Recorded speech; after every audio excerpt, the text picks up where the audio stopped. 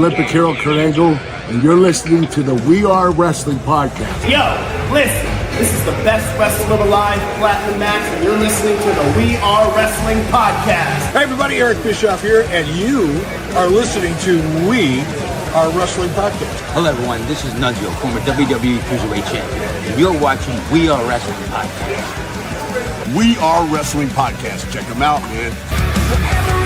Stay tuned, listen to the podcast. Best one, Donnie might teach you a thing or two.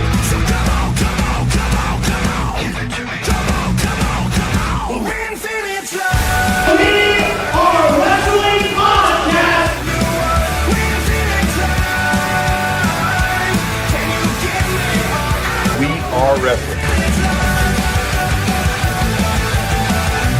And if you don't listen to it, then it's one-on-one with The Undertaker. Featuring your host, Best One Dog, Danny Huckins, Ring Circus, and Dan Eddy. We are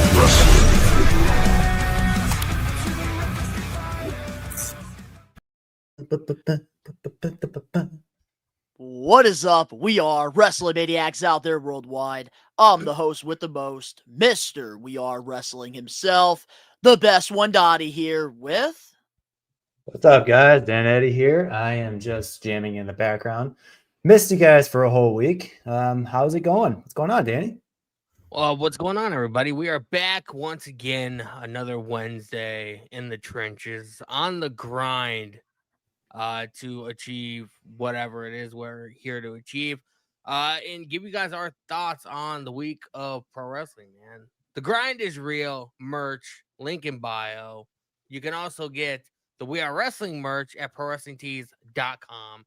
So make sure you go cop yourself some cool ass merchandise because we're broke. What's going on, Josh? That's right. We got a bunch of We Are Wrestling Maniacs here live on a Wednesday, every Wednesday, 5 p.m. Eastern Standard Time. But we got a stacked episode. Great lineup for this week. So before we get into it, if you're not a We Are Wrestling Maniac yet already and you're listening to this episode, wherever you get your podcast, please give us a 5-star review, not just any review, a best one review, and download this episode and all 180 episodes. Can't believe we are close to 200. If you're not a We Are Wrestling Maniac, you're already over on the YouTube channel where you get these episodes live every Wednesday, 5 p.m. Eastern Standard Time. You get live watch-alongs for all the WWE PLEs and AEW pay-per-views. You get reactions. You get vlogs. Everything pro wrestling, and you're not a part of the thousands of subscribers. We recommend you guys to hit that subscribe button now, turn on the post notifications. Videos be coming out of nowhere like an RKO, and of course, you already know the grind is real, which you get the shirt in red or blue over on my merch website, bonfire.com/best one brand. So, how's your guys' week been? It was good. Just kind of chilled and relaxed. Did a lot of work. Did some overtime. Made some chili. My first batch of the spooky season / fall season. And watched my Packers dominate Sunday night. But other than that, yeah, pretty good. How was your weekend, Danny? My week's been good, man. So far, my weekend was good.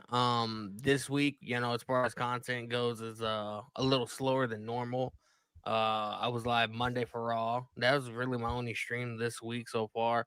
I won't be live for Dynamite tonight, and I won't be live for SmackDown on Friday because obviously it's Halloween, so we're gonna take the kids out and stuff like that. But I'm hoping to stream on Saturday for Saturday night's main event. So, but as far as content, very slow week. As far as like just general life, it's going all right, man. No complaints. Hell yeah. Let me just say this, Dan. I love that your cheeseheads freaking whooped Aaron Rodgers' ass Sunday. That was entertaining. I will say that. It was the passing of the torch. You know how, like in Mighty Ducks 3, where Gordon Bombay was like walking in the locker room of the old varsity, the college team. Anyways, the old varsity team was walking by and he was just kind of looking back and nodding his head like, my job is done here. I feel like that was kind of Aaron Rodgers-esque. And I also laughed my ass off with that reel you sent me too, because it was kind of accurate as well. I love But it was just sort of like a passing of the It was torch. my week for my Rams, so we're back this weekend. But Yeah. honestly, solid week for me. We celebrated my fiance's birthday over the weekend. We had some people over. We all wore costumes. And yeah, for Halloween, guys, I got this plankton costume Nice. for Halloween. But Bro, that is overall, 100% you, man. it was a What's up, Bradley? fun. It was definitely a fun weekend. Got to kick back and get stuff done. Doing some more studio renovating. Just got a new shelf in my back room there, so I've been having fun with that. But can't complain, really. Can't complain. Now I get to relax this weekend, and then after that, I'm going to be heading out to Rhode Island and Big Event, New York for the next couple weeks. But we are wrestling member here in the live chat, Bradley. What is going on, man? Which we appreciate all the We Are Wrestling members over on our YouTube page, and we acknowledge you. But yeah, You are acknowledged. which might as well give you guys the lineup real quick before we get into our power of the poll. What to expect on this week's episode of the We Are Wrestling podcast. We're going to be talking about Jade Cargill's heel turn. We're going to be sharing our predictions for Saturday night main event. Only 4 matches. Then we do have some news on Liv Morgan, WWE and AI, some WWE Performance Center news. Titus O'Neil made some controversial comments about WrestleMania 43. Mercedes Moné, her booking fee. Chelsea Green just re-signed with WWE. And then for getting put over, we're going to be putting over Diamond Dallas Page, DDP. And then for our main event, shoes. We're going to be talking about the revealing of these shoes that have been teasing everybody. You know what that kind of reminds me of? We do have a fun episode lined up for you guys. You know what that kind of reminds me of? You guys will probably get the reference or whatever. Remember back in the day, and like this is like the early days of YouTube, whatever. There was this comedian guy. There was this comedian guy that used to make music or whatever, and he made this entire song about shoes. Oh my god. Oh my god, shoes. Like, do you remember that? Like the obscure reference. Let's get some bro. shoes. Dude, I have no idea. I'm like I don't want to say first generation millennial, but yeah, I was born in the 90s. So yeah. The 90s were the best, bro. Let's get the that 90s shit. were the best. Oh my God. Absolutely. All right, well, let's get into our We Are Wrestling power of the poll. Every week, we highly recommend all the We Are Wrestling Maniacs to go to the We Are Wrestling YouTube channel, go to our community tab. Every Wednesday, we put a brand new power of the poll up. And since it is Halloween, this coming Friday, we asked you guys a simple question. And wow, I don't even have the graphic here for. I have it. I actually do have the graphic on the slide. So here we go with the results for this week's power of the poll.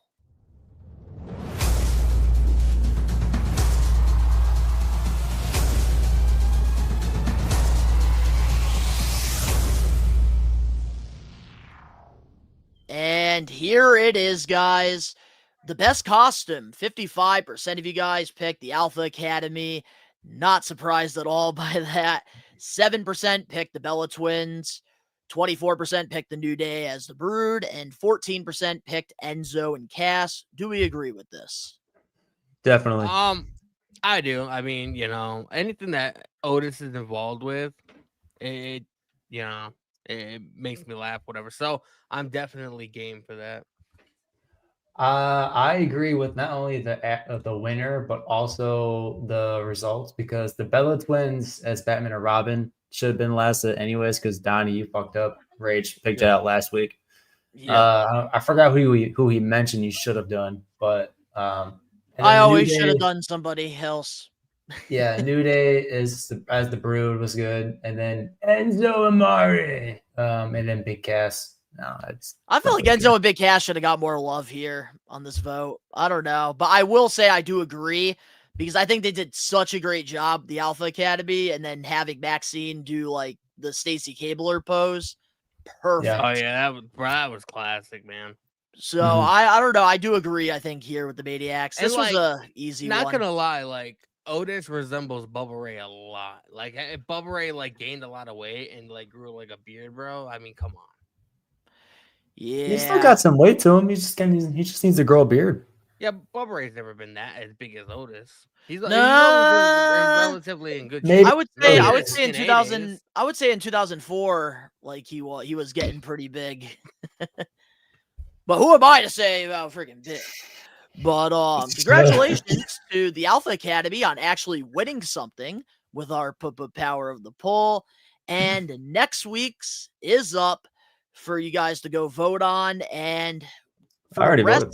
So until John Cena retires, we're going to do John Cena questions. I thought this would be a good idea to hype up the final match. And we asked you guys, what is John Cena's best rivalry? You get to pick between CM Punk, Edge, Randy Orton, or The Rock. That's gonna be hard, man, because I would have to. Did I do a good job here with the choices? Yeah. You made this almost damn near impossible, because you have to remember, like, if it wasn't for John Cena, I don't think we would have gotten the CM Punk pipe bomb as we know it.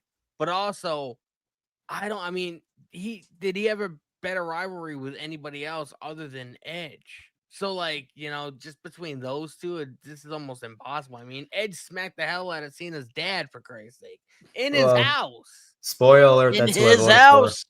Second of all, you could argue Brock Lesnar, but I don't know who you would take off to replace him with.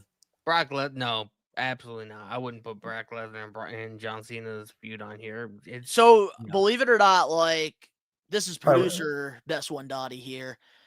I was going between The Rock and Cena and Brock and Cena, but I went with The Rock and Cena because they did have a whole year building up their match for WrestleMania, and it drew a lot more viewership than the Brock Lesnar versus John Cena match.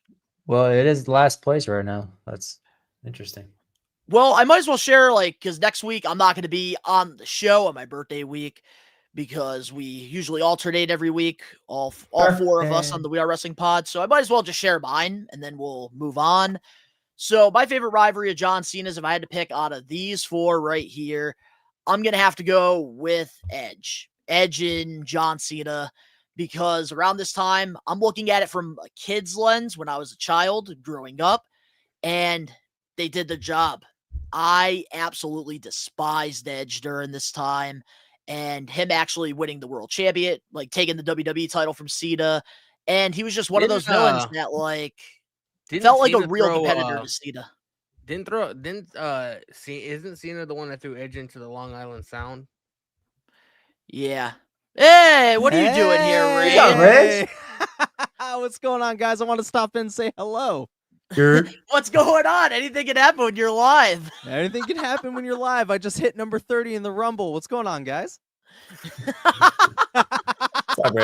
don't know about that. It's a little early in this Rumble. I think you hit maybe number 10. All right, what's the cast your vote on the power of the poll? What are we doing? Best rivalry of John Cena? Next week, best rivalry of John Cena for next week. Adam Copeland, period. All right. Oh, you're here. Might as well ask you real quick. What's up, buddy? What's your thoughts on the best Halloween costume? You agree with everybody? Because I think we all 59%. If it wasn't Rhea and Liv, yeah, I have to agree, because I feel like Alpha Academy really went in on going for the Dudleys. The only thing is, I wish instead of being sexy, that Maxine Dupree would have pulled the Spike Dudley. Hey, we put Spike Dudley over not that long ago. Fresh in our minds. Good to see you, Josh. Just saw you a couple minutes ago, but what's going on, man? He was hanging out with me in stream. Hey, and we are wrestling member Angelo here. What's going on? Angelo, how you doing? What's up, Angelo? I figured it. Here, I'll sit in with you guys for a couple segments here, and then I'll skedaddle. All right, hell yeah. It's not very often that we have four of us, so. Well, I was just going to tell you, I was going to talk to you guys about this in the chat, but might as well, since we're live here, I'm going to put you all in the spot. Survivor Series predictions, we need to have all four of us here. Yes. All right, good. And then we'll do an extra on all the news the next day. I feel like I feel like a little behind the scenes, thing here. I feel like for every prediction stream, it needs to be all four of us. It can't just be three of us. It needs to be all four. I Whether agree. I'd whether say it's maybe for for the Big belt or Five. not. Maybe for the Big Big Five, I at agree. least. Big Five, I agree. Yeah. Guaranteed Big Five. But I think we can get away with yeah, you know. Look who I was working on stream. If We are if it's like I didn't know. if it's not You one can of get Big that shirt Five, on ProWrestlingTees.com. You Yeah, can get my buddy. shirt on Bonfire.com. Yeah, buddy. But a couple If it's- plugs here real quick. So we got some plugs and starting things off. If you're going to be out in Rhode Island from November 7th to the 9th, I will be there. So if you want to meet me, I will be at Rhode Island Comic Con. And the week after, big event, We Are Wrestling's biggest vlog. It's happening, and it's going to be a really, really good show. How So very great. excited about that. And man, this graphic looks legitimate too. I How will great say it would have that. been to be able to carry around That's the sweet. title with you, but you're not the champion currently. Oh, I'm giving you the greatest birthday gift in the world, and I'm taking that title from you, pal. But we do have a couple vlogs we might as well plug here real quick. Rod If you guys haven't checked out the latest vlog, Blitzkrieg Wildin' in the Streets, WWE fans' first indie show. This is a must-watch right here. This is a must-watch vlog. Have you guys watched it yet? I've watched Yes. the whole fucking thing, and I'm not gonna lie, dude. Rod See, I Money think of is that. a fucking MVP, bro. He is an MVP and the must-watch fucking common denominator in that entire vlog, dude. He was great. Great. So good. So freaking good. Hell yeah, dude.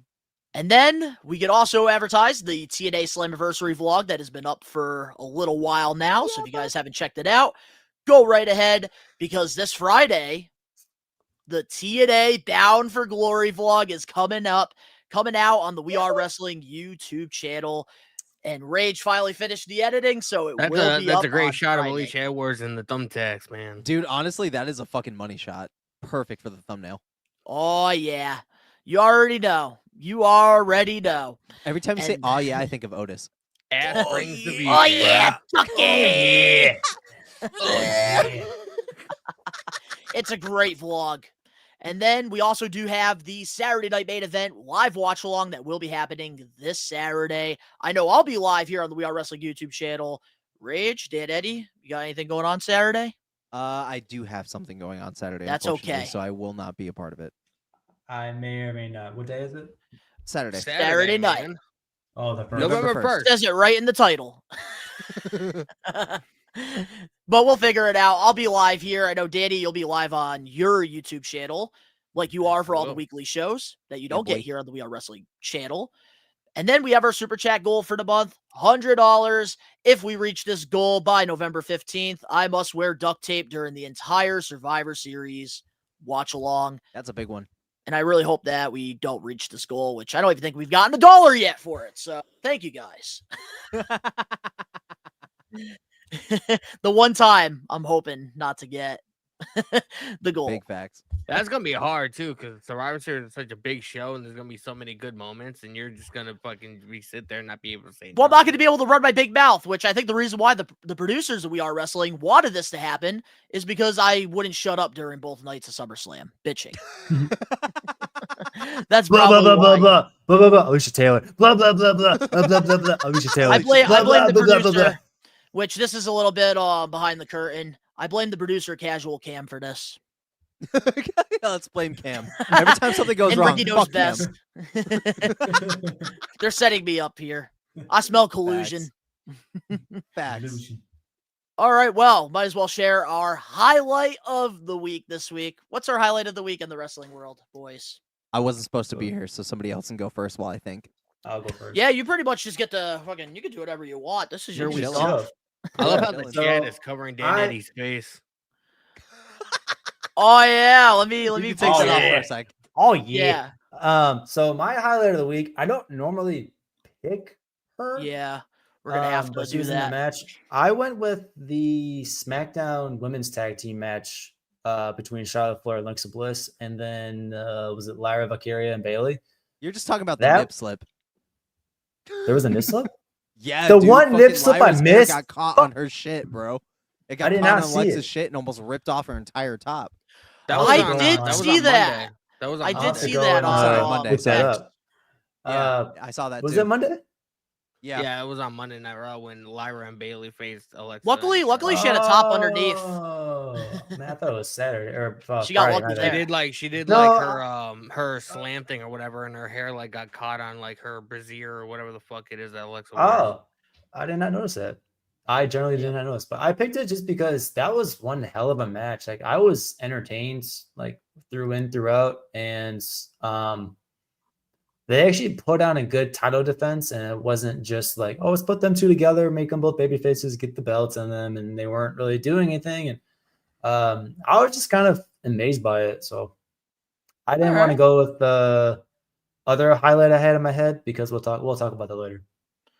All right. What do you got for us, Daddy Huckins? I got to go with Aleister Black versus Ilya Dragunov from Friday, man. Like a week ago on the podcast, I talked about it too. I was like, bro, like when that match happens, it's gonna fucking be insane.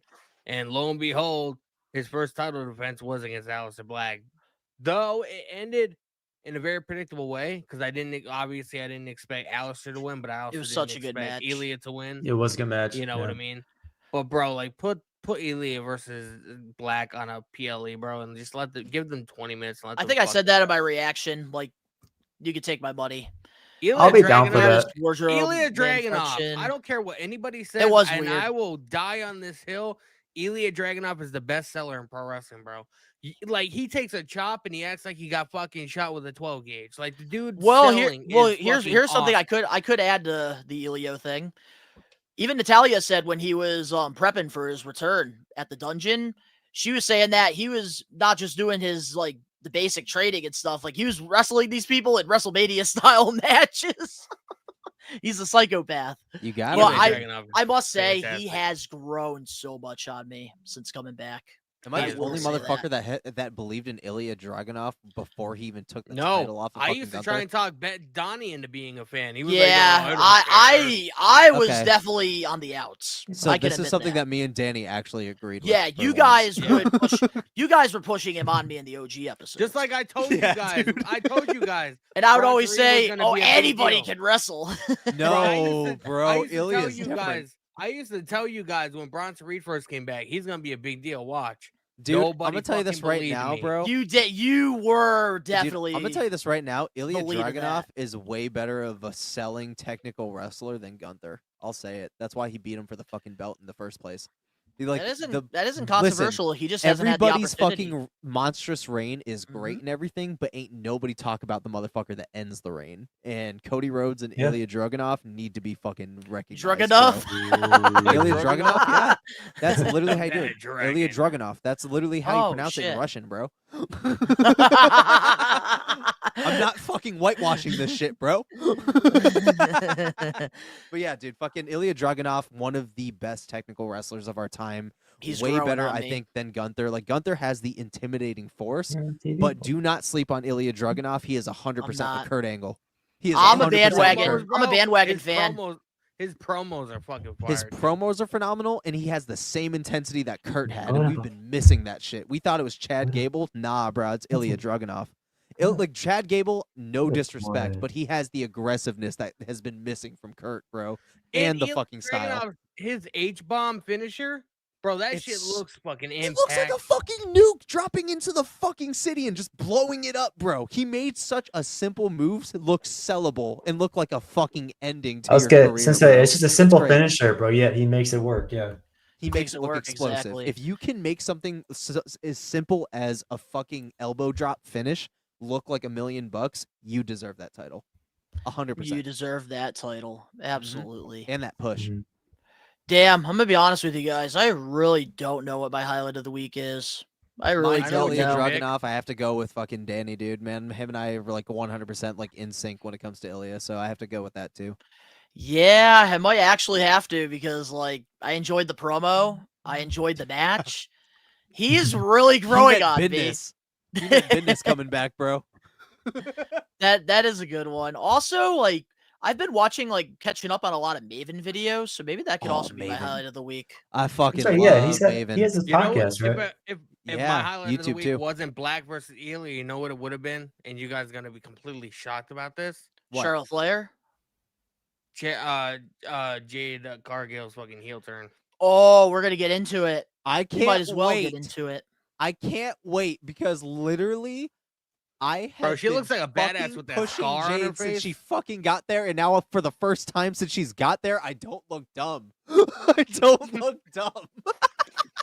Hey, 'Cause I've been been trying to chilling. put my fucking neck out for this chick, and she's fucked it up ever since elimination. I will say, Chamber, Rage, fucked it you up. and Dan. I will say you and Dan Eddy have been on that train. I got a question. I don't know how long Yes, you've been in Dan. that train, Rage, but I've been pushing her ever since I've been on this podcast. So I am definitely Dan, this name. I hate to He's- break he's the been- news he's to you, been but I've behind been her as pushing him well. since fucking months before you. Danny and myself, on the other Bro. hand, we have been on the Bro, You out. give me so much hate every time I speak kindly of her, and you're like, "Oh, she's just not ready." Do you want to know There's why I something gave about you her shit being a about bad it? guy in WWE. I gave you shit about it because she's been disappointing me since fucking Elimination Chamber.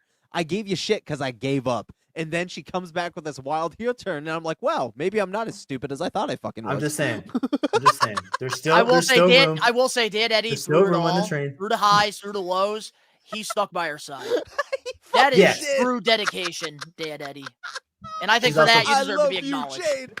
She's also very hot, I but love she is a Dan great Eddy wrestler. acknowledged. She has been a great wrestler ever since I've started. Oh, she's a watching her. phenomenal Even when she asset, wasn't Dan. still NXT. Phenomenal. All right. Bro, Well, with that being Jade Cargill's said, not a let's phenomenal get into wrestler, the We bro. Are Wrestling weekly TV recaps, and we might as well start off with this past Friday on SmackDown. Jade Cargill has officially turned heel, attacking Tiffany Stratton after her match with Kiana James. Let's talk about it. Mark my words. She's going to be a bigger fucking star. I mean, we already knew she was going to be a bigger star coming to WWE, but she's going to be a bigger fucking star than she ever was in AEW with this heel turn. Triple H feel like- knows what the fuck he's doing. And I think when her title reign happens, which I'm assuming is going to happen at Saturday night's main event because Tiffany's fucking Oh, title reign has been please. god horrendous. Please. We're going into some overtime. We are going into some black excellence, bro. It is going to be ridiculous. I am so stoked for the Jade Cargill reign. And mark my words, it's likely going to be a year-long thing. She's going to win I'm at gonna Mania. be- She's going to fucking tear it up through SummerSlam. And you bet your ass she's still going to be champion by Survivor Series. Mark my words. They're going to push her I'm to the gonna fucking be moon. such an annoying. They're going to give her a borderline Roman asshole Reigns reign, in the bro. group chat because I'm gonna be like, "Told you so, told you so." I'm gonna be so I'm going to happy. be such an asshole. Like, all right. Belt looks good on her, doesn't it? Let's not sit here and say that Jade Cargill is a good pro wrestler. She's not. She's ass, bro. She was horrible in AEW. She was even worse in WWE because There we Triple H, go. for whatever reason, saw her for like 2 seconds a week on fucking television, thinking that she was like gonna be like the next fucking China or whatever, and she couldn't perform. She could barely do a fucking arm drag. She's horrible. But her Music as to a my heel, I ears. feel like will work for one simple reason. When Because you're a she's so heel, horrible. you're known to win by unorthodox reasons. You know, you don't have to be that good of a technical wrestler when you're a heel. You just got to Facts. try and, hurt your opponent. I feel like she'll be really good at that. Wow, Daddy, I must say, this is the first time I didn't want to take my headphones off with one of your takes. Wow, Rage. You know, all I was What you were hearing- saying was music to my ears. All I was hearing is Rage. They hate us because they ain't us. Here's what I It's think. the Here's what I anus. think they should do. Okay, with this whole Jade Cargill here turn, I think she should win on Saturday, hold the title, and then have her and Naomi go back at it when Naomi comes back, and Naomi can take the title off. Yeah, I agree. agree. I And agree I with wouldn't mind that, that, because actually. I mean, I she's the also one think that they need to attacked bring Jade in the back- first place, so let's fucking run it back. They need to bring back Bianca Belair too, so that They just can need to kinda keep bring back Nia that Jax feud. the fuck Bring away her from the title. back. Bring Bianca back just to lose Yes. and put Jade over. Like, don't have her fucking win. Put her over. Yes. It's time. Wait. Well, hold on. What? Yes, and If she yes. improve, Just- if she they need to continues get her rid of Nia improvement, Jax, yes. and they bring back what's her name, Bianca Belair, just to lose because Jay needs that. Well, she doesn't need that push. She needs to because build she's already prestige. getting a push. She needs to get to a prestige level. Yes. Yeah. So, Bro, I don't even yes know and yes. where Bianca Belair is. She fucking broke her fingers or whatever at a PLE, and we haven't seen her since. Broke her I don't even know what happened. All I right, don't know. gents, I don't know well, the injury. I'm gonna head out of here. Let you guys get back to work, but I wanted to pop in and at least say hi. We and love you, everything. Rage. Thank you for All coming. right. Bye, You Rich. guys I have a might great now rest that of your you night. did this, I might have to do this next week now. Facts. All right, guys. Take it Much easy, love man. to all you guys. Take it easy, chat. Enjoy the show, and I'll be in the comments. Take it easy, guys. Yep, take it easy, man. See you in the comments. Danny still has a bad taste of her Goldberg AEW run. Well, I mean, bro, she kind of carried that over into WWE. You know, WWE, bro, when she first came into WWE had her on Sports Center. They had her on fucking anything, ESPN, fucking Sports Illustrated. They thought she was like the best thing since sliced bread, just to find out that she could barely do a fucking arm drag. Well, my plan worked. She was a hot ticket item at the time. You need to squeeze out Hey. every dollar. That's what TKA does. My plan my plan worked because I wanted to wait until Rage was out of here so that I don't have to hear two people come at me when I share my opinion on this. Oh, fuck. Yeah, oh, fuck is right. Am I going to agree with this? You're 50-50. 50-50. 50-50, You probably okay. will more agree with me than this kid over here next to me. This kid over here. Okay, let's hear Even though it. he's older than me. All right, here's my thoughts on this. Just a little bit. Jade Cargill, we already know what's going to happen. She's going to win the championship Saturday night main event. Oh, I'm sorry, Rage. What? Uh, Let me put the glasses back on. I wasn't finished. You're waiting until I was gone. What? I'm back. Man. I guess, Sorry, I guess, what? I guess All you right, gotta stay while here he's we here. go. Let's put the heel shades on. What's up? All right, hold on. Oh, I don't know. I might need to borrow those heel shades with this take that I'm All about to right. share. Let the champion put his fucking title back on just to hear you talk some shit. What's up? All right, so here's what I think. Jade Cargill, we already know what's going to happen. She's going to win the championship. But You got 3 heels staring at you. You better talk your shit. Whoa, you guys all have your glasses. Oh, You got 3 heels, bro. What's up? Talk your shit. What Say is it with this, your chest, bro. Halloween? All Say right, it I'll with say your it with chest. my Heel chest. turn into I'll say it business. with my chest. Jade Cargill is not ready to be a world champion. Yes, I agree. She is not Oh, ready to be a technically, I world don't know. champion. I don't agree. Which is why I stand that. I know she's gonna win, but she's Nope. not ready. It's not happening. Like she's not ready to be champion. She has improved a lot since debuting in WWE. I will Me and say Eddie that. are still heels. I used to absolutely despise her I'm when she hating on this first take. joined WWE. I was not a fan, but she has gotten better. She has improved. But my opinion still stands. I don't think she's ready to be a world champion yet. Donnie, I think Bro, within the next couple years. Right now, what she should be doing is focusing on the United States Championship or Intercontinental. That's where you start before you become a world champion. Well, who came in without Look at doing all the any of greats. those things? Look Dude. at all the greats. Hey, Stone hey, Cold hey, Steve hey, Austin. hey, He had an hey. Intercontinental The title. last The Rock, motherfucker Triple that H. came in and was a world championship was fucking Sheamus, who did not win anything before that, and you were a fucking mark for him. I don't was want to not hear a it. mark for him. You I love was never a Sheamus. fan of You Sheamus. love that soulless ginger. Sheamus is awesome. No love for the ghost. Donnie, I had to agree to disagree because you've been Jade's saying the not same ready. thing. You've been She's saying the not same ready. thing since I joined the podcast 4 months ago. It takes and she's time. done so much. You've been here It for 4 takes months. time. Yes, I agree. I've been here for Oh, months. God. Damn. Yeah. In the I've been here wrestling since the business, beginning of September. in the wrestling I- business, things don't I happen mean, overnight. the beginning of No, it does August. not. I'm saying she has done so much She has since improved. from when I started the podcast, and you've been She's saying the getting there. same thing. But She's getting there. there. She's had some terrific matches. I can't even speak right now. She's had great matches, and she's been pushed into these storylines. She's All right, I don't Mr. wanna Analytic, throw shade tell at me her. a my good guy- match you're of hers getting my right on guy the spot. flustered. He can't even English. sounds very probably animositous. the WrestleMania match she had last year. There's so much animosity. It was all Over right. Jade. She has That was improved.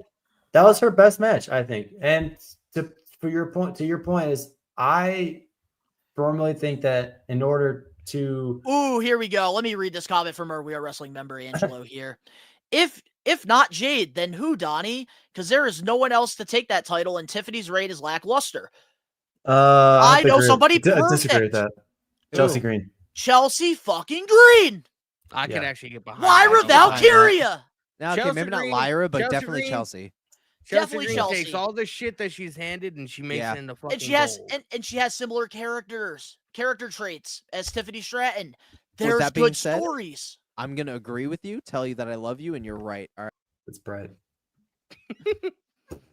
Don't say anything bad or else he'll be back. I won't. I'm gonna. You guys all scared me there with the shades. All right. I think I learned my lesson, but I still stand with my opinion. I don't think she's ready yet, but I will say this heel promo that she did cut this past Friday was the best promo she's done in WWE so far, and I think that she works better as a heel than a face.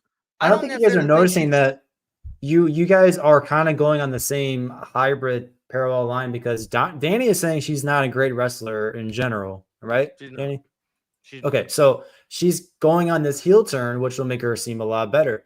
Donnie, you're saying that she's not ready yet.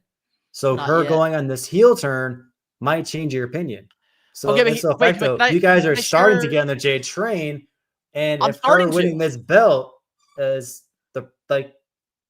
I get you guys are sometimes the champion. I see what you're saying. The right time. The champion makes or breaks the superstar, and it could happen. You could be telling me I told you so, and I could be saying, you know what, she's actually more ready than I thought she was. But we're gonna have to wait and see when we get there.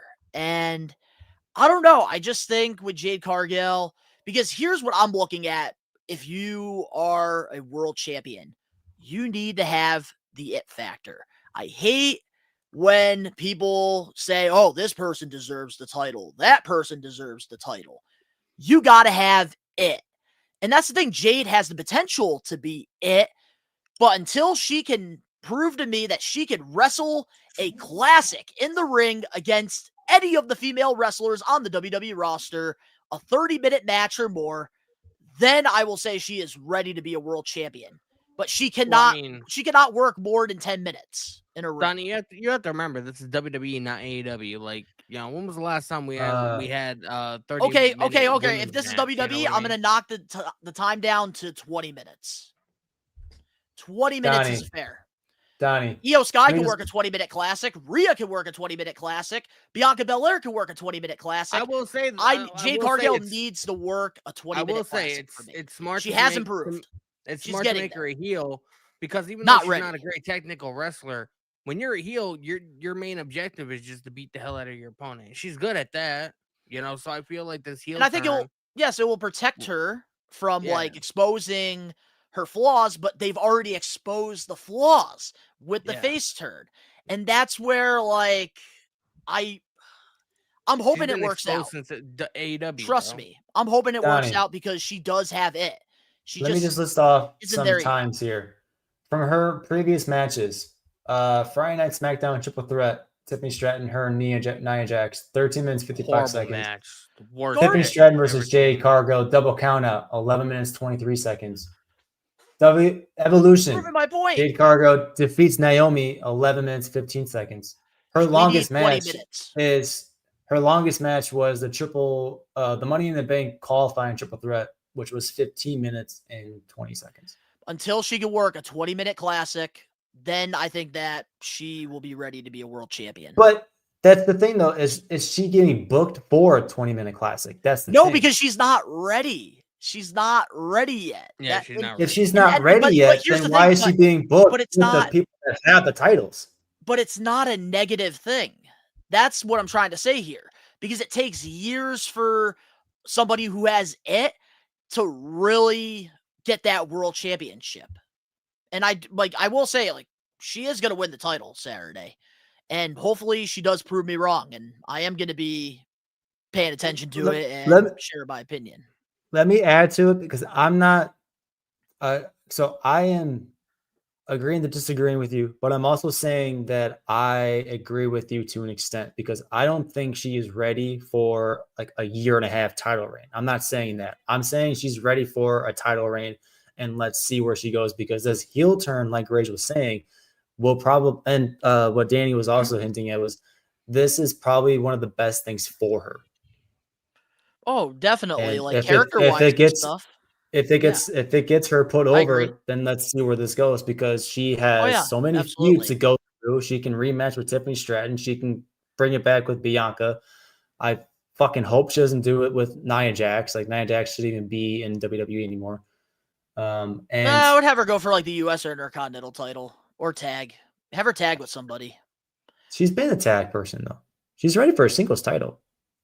Yeah, I would say like Intercontinental or US. You could have her feud with like Julia or something. I would Add some never take credibility the title off of Julia. Like Julia came in like a fucking rocket. Yeah, bro, but that's and, like, WWE Creative's fault. They've done nothing with her Yeah. since she's been Yeah, US I would champion. say keep But it I on do want to Julia. address this, and then we'll move on here. Angelo in the live chat. So, you like her AEW run because she had squash matches all the time? No, I was never a fan of Jade Cargill. Really, Jade Cargill. I've always said she she has it.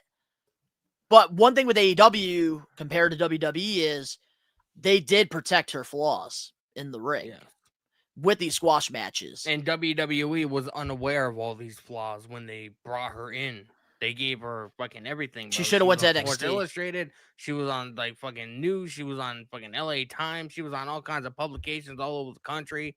You know, WWE has, signs this big superstar, and then she came in and, she was just ass. So I will say this, though. We all could agree the heel turn, this segment was fantastic. We all It was fantastic. I'm looking forward to seeing where they go. I do. Me too.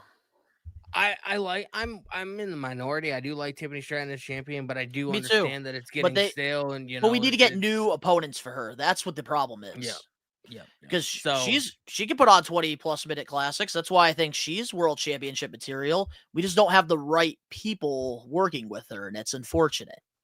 You know what we could do? But Jade Cargill, there is a lot of possibilities there. Like, I do get what you were saying, Dan Eddy, because like if you really think about it from like a storyline wise, it makes the most sense to give the championship to her because she has the most connections. With Bianca, you could do something there. You could do something with friggin' Naomi when she comes back. Like, she has had like multiple programs with multiple people, and there is those scenarios. Like, we even saw her and Charlotte like stare down when she first joined WWE.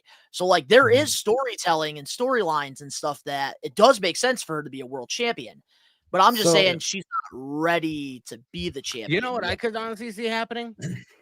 I could see Tiffany and Jade having. She is better in WWE Saturday. though, I will say. I could see Tiffany and Jade having this match on Saturday, and then I could potentially see Bianca Belair get involved, screw Jade out of the match because of the story that they were having before Bianca left.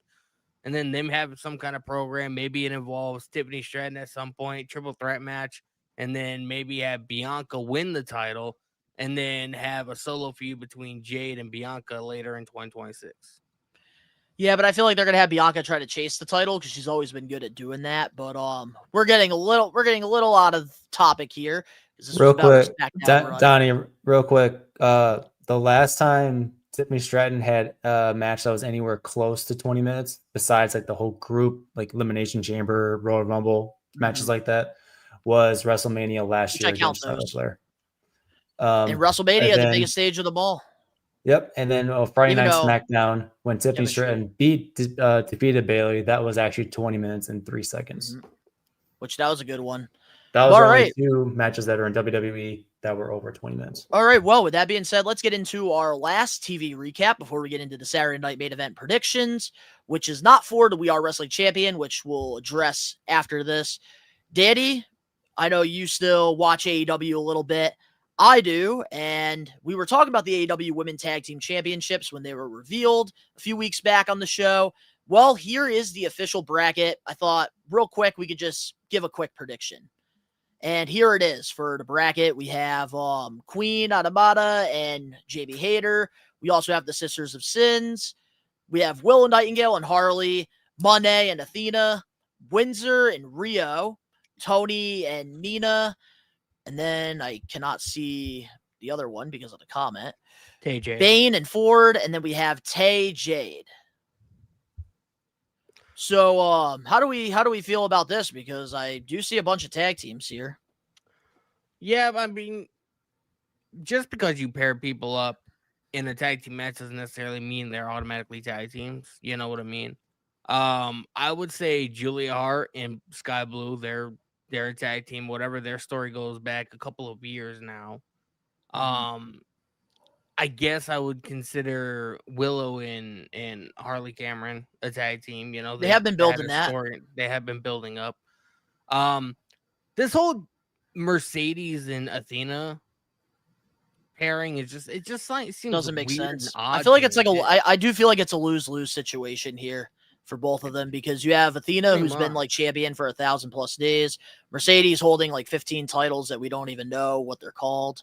So like it's a lose-lose because if they lose this tournament to anybody, like they lost all that credibility. Like those titles don't matter. The Ring of Honor run doesn't matter. Like I don't So know.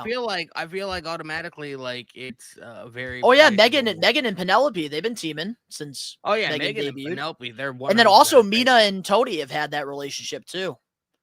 Yeah, but I mean, I wouldn't consider them because Mina was infatuated with Mariah May, and then Yeah, she was but very iffy on Tony Storm for a while. Like I yeah, but wouldn't consider them but like they a still legit built that tag team. relationship on TV though, at least. Yeah, but they've never. I don't think they maybe teamed like once or twice. Like they're not a legit tag team. Just I will because you have a say, friendship with so real somebody quick. doesn't mean they're a tag team. So who do we have winning this? Like who do you want to win? Do you really see Mercedes and Athena losing to any of the teams on this fucking bracket? Yes. I think it's gonna be Tony Storm and Mina. I think that they're gonna win the titles. But I want it to be Julia Hart and Sky. That's who I want. I do too. The Sisters of Sin, like they're like one of the only legit tag teams on the women's side in AEW. I just don't have a hard time seeing them beat Mercedes and Athena. You know what I mean? Athena is the longest reigning ROH Women's World Champion. Mercedes has like 15 titles. Again, they don't have, we don't know what the representation is or anything Angelo like that, in the but live still, chat. I want Megan and know. Penelope just because I like Megan Bain. And I wouldn't mind them been- being first champions. There's That'd be already good. talks. There's already talks about Mercedes potentially taking the AEW Women's title. So like, I have a hard time seeing Mercedes and Athena lose to any of the women on this bracket. All I know is Just the way that they've been Rage booking them. Rage needs to calm his girl down. Mercedes I is getting know. out of hand with all these titles, dude. gotta dick her down Especially or now, something. You especially gotta- now that Rage has a title, like she feels like she has to compete with him to get more titles. So like, Rage he gotta really bend needs her to over and he needs to spank her with control. the We Are Wrestling title, man. Oh Shots my fired. god! All right. Well, with that being said, This is getting let's a get little too attitude into era. our Saturday night main event. Podcast is spicy Predictions. this week. I love it. It's okay. All right. So We don't make children's content. all right. So it's Saturday night main True, event. fuck that. Let's get into the matches here. And starting things off, we have a triple threat match for the Intercontinental Championship. Penta versus Rusev versus Dirty Dominic Mysterio. And before we share these thoughts, we have come up with a new rule with the We Are Wrestling Championship. And I think Rage is doing this because he's afraid that he's going to lose the title. Yeah, I don't think we've one actually of us mentioned that yet. three. So I might as well talk about it now. So instead of playing hot potato with the title, especially with WWE predictions, because usually the main cards only have 4 to 5 matches a lot of the time. So our answers are always the same. So we figured with the We Are Wrestling Championship, let's make it mean something. And by doing that, we're going to be defending, the title will be defended every bit, the big 5 WWE PLEs. So that means Royal Rumble, WrestleMania, Money in the Bank, Survivor Series, and of course, SummerSlam. And that is the times that the championship will be defended in predictions moving forward. All right, so let's talk about the triple threat match. I think that it's going to be a classic because Rusev, I think, has a different wrestling in ring like tactic compared to Dominic and Penta. So I think it's gonna be interesting. Yeah, I'm done. I like the build of it. I like the dynamic between, especially Penta and Dominic. I feel like they're very similar in ring. You know, they have a similar personality or whatever. You know, they had a classic on Raw a couple weeks ago, and I also on Monday Monday the other day, we had Rusev and Penta, which I thought they had a really decent match. And then obviously, you know, the Los Americanos got involved because of Dominic. Part of Man, me feels Pete like Dunne Dominic's and gonna, Tyler Bate part of me deserve feel so like much Dominic better. is gonna cheat to win. So, you know, he's been using that ring bell, the hammer or whatever for the ring bell last couple weeks, last couple matches or whatever that he's had. I feel like that's gonna come into play again. I feel like he's gonna end up winning. And then maybe they set up something towards like whether it's the Rumble or maybe he loses it at Saturday Night Main Event in December. Or he maybe loses it to John Cena at Survivor Series. Or he loses it to John Cena because John Cena, there's rumblings going around that John Cena is going to be facing Dominic at Survivor Series. So I definitely think Dominic is going to win the match, but I feel like he's going to do it in a not so nice terms. So. Yeah, I think that this match is going to be a lot of fun, even though it does feel a little predictable, because I just don't see Dirty Dom losing this match, especially after beating Penta, beating Rusev. Doesn't really make sense, because obviously, if John Cena is going to face Dirty Dom, they're going to have the Intercontinental Championship on the line, because that's the one title John Cena's never won before.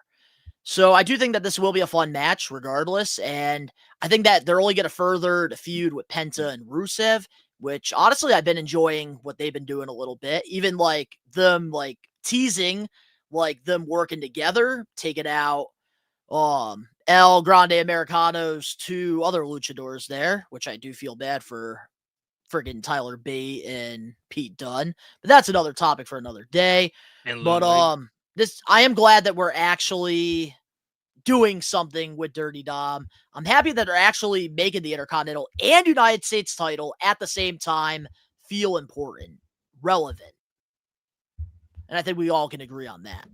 Hot take, Vince Russo wants WWE to fucking give Dominic the WWE title. I think they should. He's been ready. But Angelo here in the live chat, are they kind of ruining Penta and Rusev for Dominic? Because they have lost like 2 or 3 times to Dom, and they will lose again. I don't think so. It's different losing a match. Like they're losing because Dominic is cheating. It's not like they're losing because they're legitimately getting pinned. You know, they're getting knocked out with a ring bell hammer. You know what I mean? So like, you know, they're losing, yes, but I don't think it takes any of their credibility away because of the way Dominic does win. I will say though, Penta in 2026 needs to get the Intercontinental title. He needs to get something. Agree. But we all have Dirty Dom winning this one. Yep. All right. Well, we kind of already talked about this a little bit, so we could just share who we have winning this. Tiffany Stratton versus Jade Cargill. Jade. I got to go with Jade, but like I was saying earlier, it would not surprise me one bit if Bianca Belair interferes or whatever, so Jade doesn't win. And then, you know, Tiffany Stratton walks away champion. I don't think it'll do anything to Jade if that does happen because, you know, she'll get distracted or whatever. It's not like she's getting beat, you know, one-on-one, essentially. And I could see a story later develop between the three of them and eventually Jade and Bianca in 2026. So as much as I don't... If Bianca comes in to help Tiffany Stratton win, would that make Jade and Bianca both a heel? I wouldn't make. No, because Bianca's a babyface. Last I knew. Yeah, I don't know about that, but I will say this: as much as I don't want it to happen because I don't think she's ready to be a world champion, Jade Cargill is going to beat Tiffany. They would not have Jade lose to Tiffany twice. She already lost the first time at SummerSlam to her for the championship, so they're definitely not going to make her lose here. And that's why I think Jade is going to win the championship. And I think Triple H, now that we got the heel turn, he is going to strap a rocket on her and let her take off. And one thing I will agree with what Dan Eddy said earlier in the pod, or no, it was Rage. She is going to have like a year-long title run. Yeah. And I could see Naomi taking the title when she gets back from her pregnancy. Oh, and lost twice on SmackDown. Yeah, she's definitely not losing the title. Not happening. Or she's going to get the title. She ain't losing again. I feel like there's going to be a lot of people that are upset that Jade wins. But I mean, like I said, like her being a heel, it protects her. Because like being a heel, like you don't have to be like that great in the ring. You're, like your whole objective is just beat the hell out of your opponent. And I feel like Jade has been very good at that. Yeah. She's lost. She's lost twice against Tiffany in the same month too. So I think she's true. All right, well, let's move on now to the vacant WWE World Heavyweight Championship. CM Punk versus Jey Uso. We're getting a new world champion here. What's your guys' predictions, your thoughts on this? Technically new, not new, because I think CM Punk's gonna take it. Although I know they're gonna try to push Jey Uso and try to get the title back onto him. There's just something with the bloodline bubbling that there's gonna be some sort of interference, and I think CM Punk's finally gonna get his title. To add on to that, some long-term booking. When Seth comes back, it'll stir up more of their feud because Seth will come back out saying, "You only got the title because I had to give it up." Well, yeah, because they have that feud going on. Seth and Punk hate each other. Yeah. I think Jey Why Uso is going to win 100%. I don't understand why they would have CM Punk win on Saturday Night Main Event when in 2 months we're going to be having the Elimination Chamber in Chicago. I think Jay's going to win this match. Punk's going to go on to win the Elimination Chamber in his hometown, get that big, massive pop, and then he's going to main event WrestleMania again for the title, whether it's against Braun Breaker, because Braun Breaker's taking that title. Jay's going to be a transitional champion, or we're going to finally see Cody and Punk one-on-one. So either way, Punk is main event to WrestleMania this year, and I think he's going to win the Elimination Chamber. So I'm 100% think Jay's going to win the World Heavyweight title, and then he's going to probably lose it within the next month to Braun Breaker. Oh, I hope that's the end goal. I don't care if CM Punk wins the World Championship. I'll tell you right now, I really don't care if Jey Uso wins the World Championship. I want Braun Breaker to they just need to just throw that man right in the deep end and let him swim because he is not going to sink. They need to just strap a rocket on him and just let him take off like they did with Brock Lesnar back in 2002. That's what they need to do with Breaker. Yeah, Breaker is ready.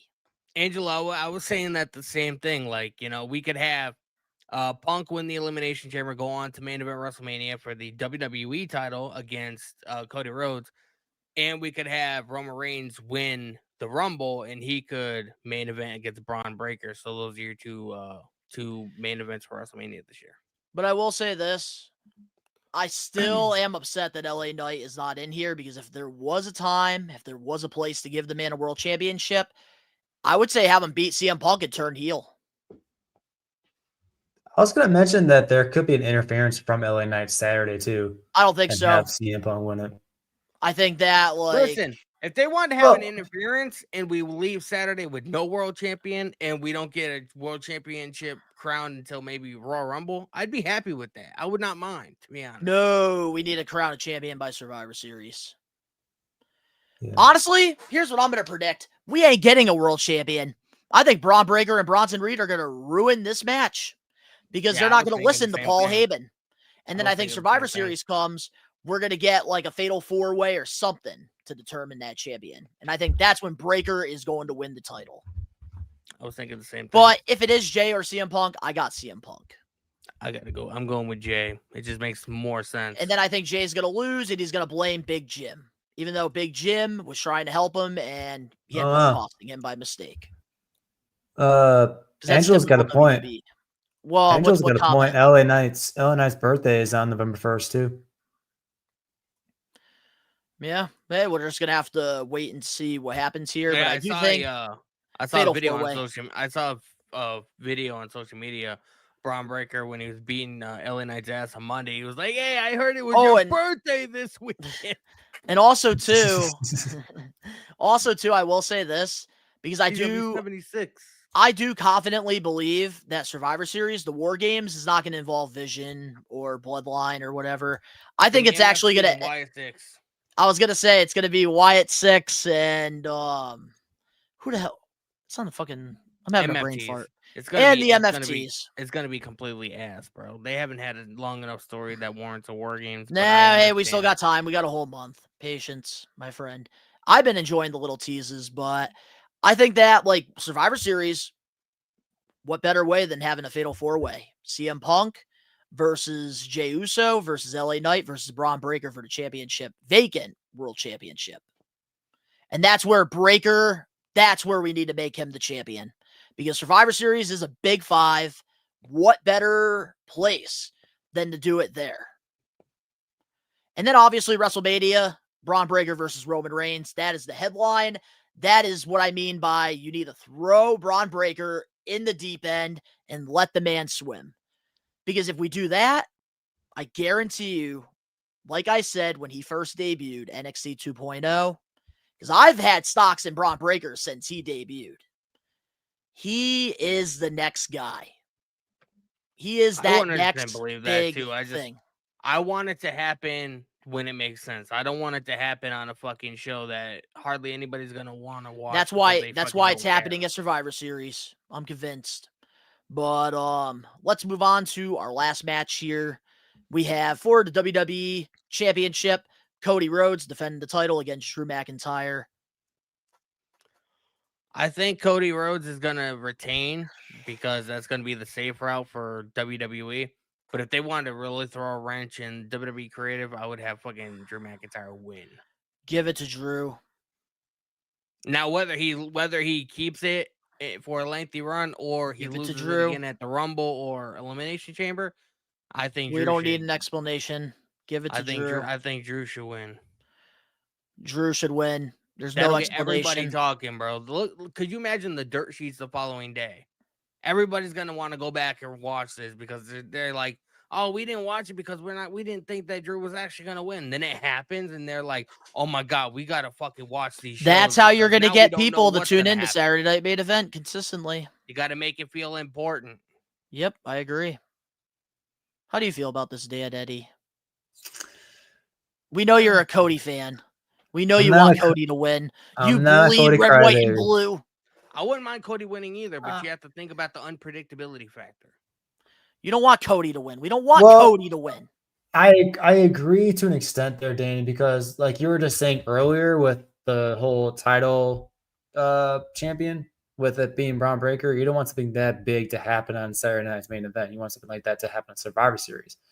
With the Saturday Night's Main Events, PLEs, they have been a little stale. I'm not going to lie. That's why we need to spice it up. Drew McIntyre. Unpredictability is, I don't know. I don't think, I'm gonna take a quote from Donnie. Drew's just not ready right now. Oh, no, you are not going to do that narrative right here on the show. No, Drew has been ready since Clash at the Castle. I'm kidding. I know you are. He's been ready. But I just think, I don't know. They're going to keep it on Cody for a little while longer just to tie in the loose ends with like Roman Reigns and with The Rock potentially coming back. Because his movie bombed. I don't know if you guys saw that. The Smashing Cruncher or whatever. I didn't get to see it, unfortunately. I've been watching that movie. Was fantastic. It was fantastic, but it bombed in the box office. But anyways, so he just has to tie in these loose ends with all these different feuds. But if they're gonna drop it on anybody, if they're gonna drop it from Cody to anybody, I would say it'd be Drew McIntyre. You want to know why the movie bombed? Because all the wrestling fans didn't go see it because they're pissed off at The Rock for fucking up John Cena. That's why I didn't watch it. The IWC. I still watched it. That's right. We matter. The IWC, we matter. We make a difference. And WWE says they don't give a fuck about us. Well, guess what? The Rock's movie bombed because of us, the IWC. I watched it because Rach was saying that the company that produced it never needs the rub. Yes, never yes, never fails. So I watched it. I was like, yeah, that's actually not bad. That's pretty good. I like those kind of. I don't even know why we're still on with this Cody Rhodes. I don't know why we're still on with this. Cody Rhodes should be champion. He should continue to finish the story. Rainbows, kisses, and boo-boos. I'm over it. It's getting stale. It's getting stagnant. Give me a Drew McIntyre proper title run that's not 5 minutes. Give me a Drew McIntyre title run. And guess what? You don't have to have him hold it all the way until WrestleMania. At least let the man hold it until maybe the Royal Rumble. Then you can give the title back to Cody if you want to do the program with Cody and CM Punk at WrestleMania. But for now, we need some unpredictability. And back in the Attitude Era, back in Ruthless Aggression, they would do that shit where somebody would win a championship on a pay-per-view, and then you would actually show some character, show some growth, give something to Cody for him to fight for. I will say this. He's gotten too comfortable as champion. The last few comfortable. The last few TV shows, whether it be Raw or SmackDown, they have been teasing a little bit of a Cody aggression era. Like that's what I was potentially doing a Cody Rhodes heel turn because they gave the title to Drew McIntyre. If you remember back, Cody says that his babyface is going to change in the recent comings. So maybe the two are tied in for Saturday. I have a theory to make it unpredictable. I have a theory. So remember when Cody and Drew McIntyre were having that brawl on SmackDown a couple weeks ago, and it was right after 5-2 got taken out, and Cody took the belt and smashed it over Drew's face. What if a scenario happened Saturday to where something similar might happen? Like, you know, Cody. We're not doing the Cody heel hear him out.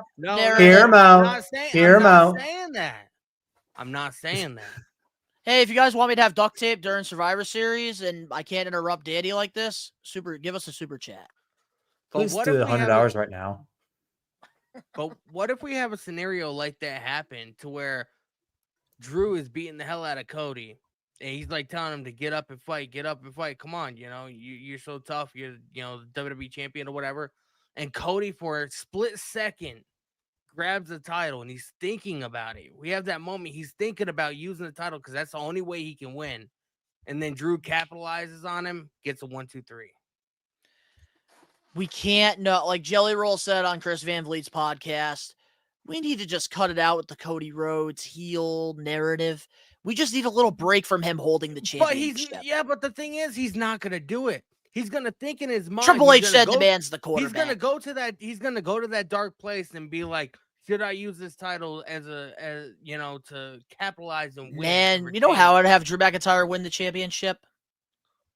Here's how I would do it. Honestly, have Drew beat Cody to a bloody pulp, and it's to the point where Cody Rhodes, they have to stop the match and give Drew the championship. There you go. You want us to take the Scottish Warrior serious? There you fucking go. Yeah, but if that happens, then the title doesn't change hands. Yes, it does. No, it does not. You don't by KO? By knockout? Yeah. No. That happens, yes. When was the last time that happened, Donnie? I don't. Ruthless Aggression, which is why we need it to happen in 2025. This fucking guy, bro. Somebody send super chat so we can duct tape this fucking guy. Duct tape him and throw him in the broom closet. Then we can shove a broomstick up his ass. And you're probably saying that. You're probably saying that because I had a broomstick right fucking here before we went live. I say Cody retains. Yeah, he's going to retain, unfortunately. If Drew wins, the only way he would win is with a Randy heel turn.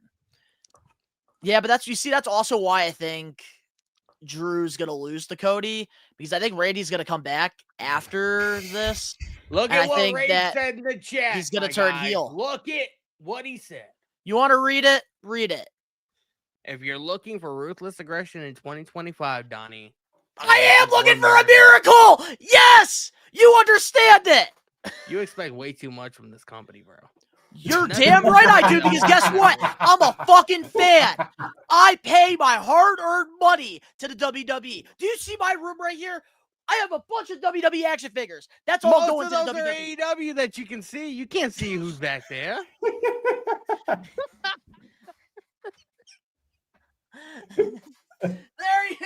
I have a whole thing right there, and all over this damn studio. For all I know, that's all AEW figures. Duct tape, Donnie. I feel like if TK sold a used condom on eBay, you would buy it. Hey, you want me to be duct taped? You gotta send some money over. I feel like if TK sold a used condom on eBay, you would buy it, and you would frame that bitch and hang it on your wall.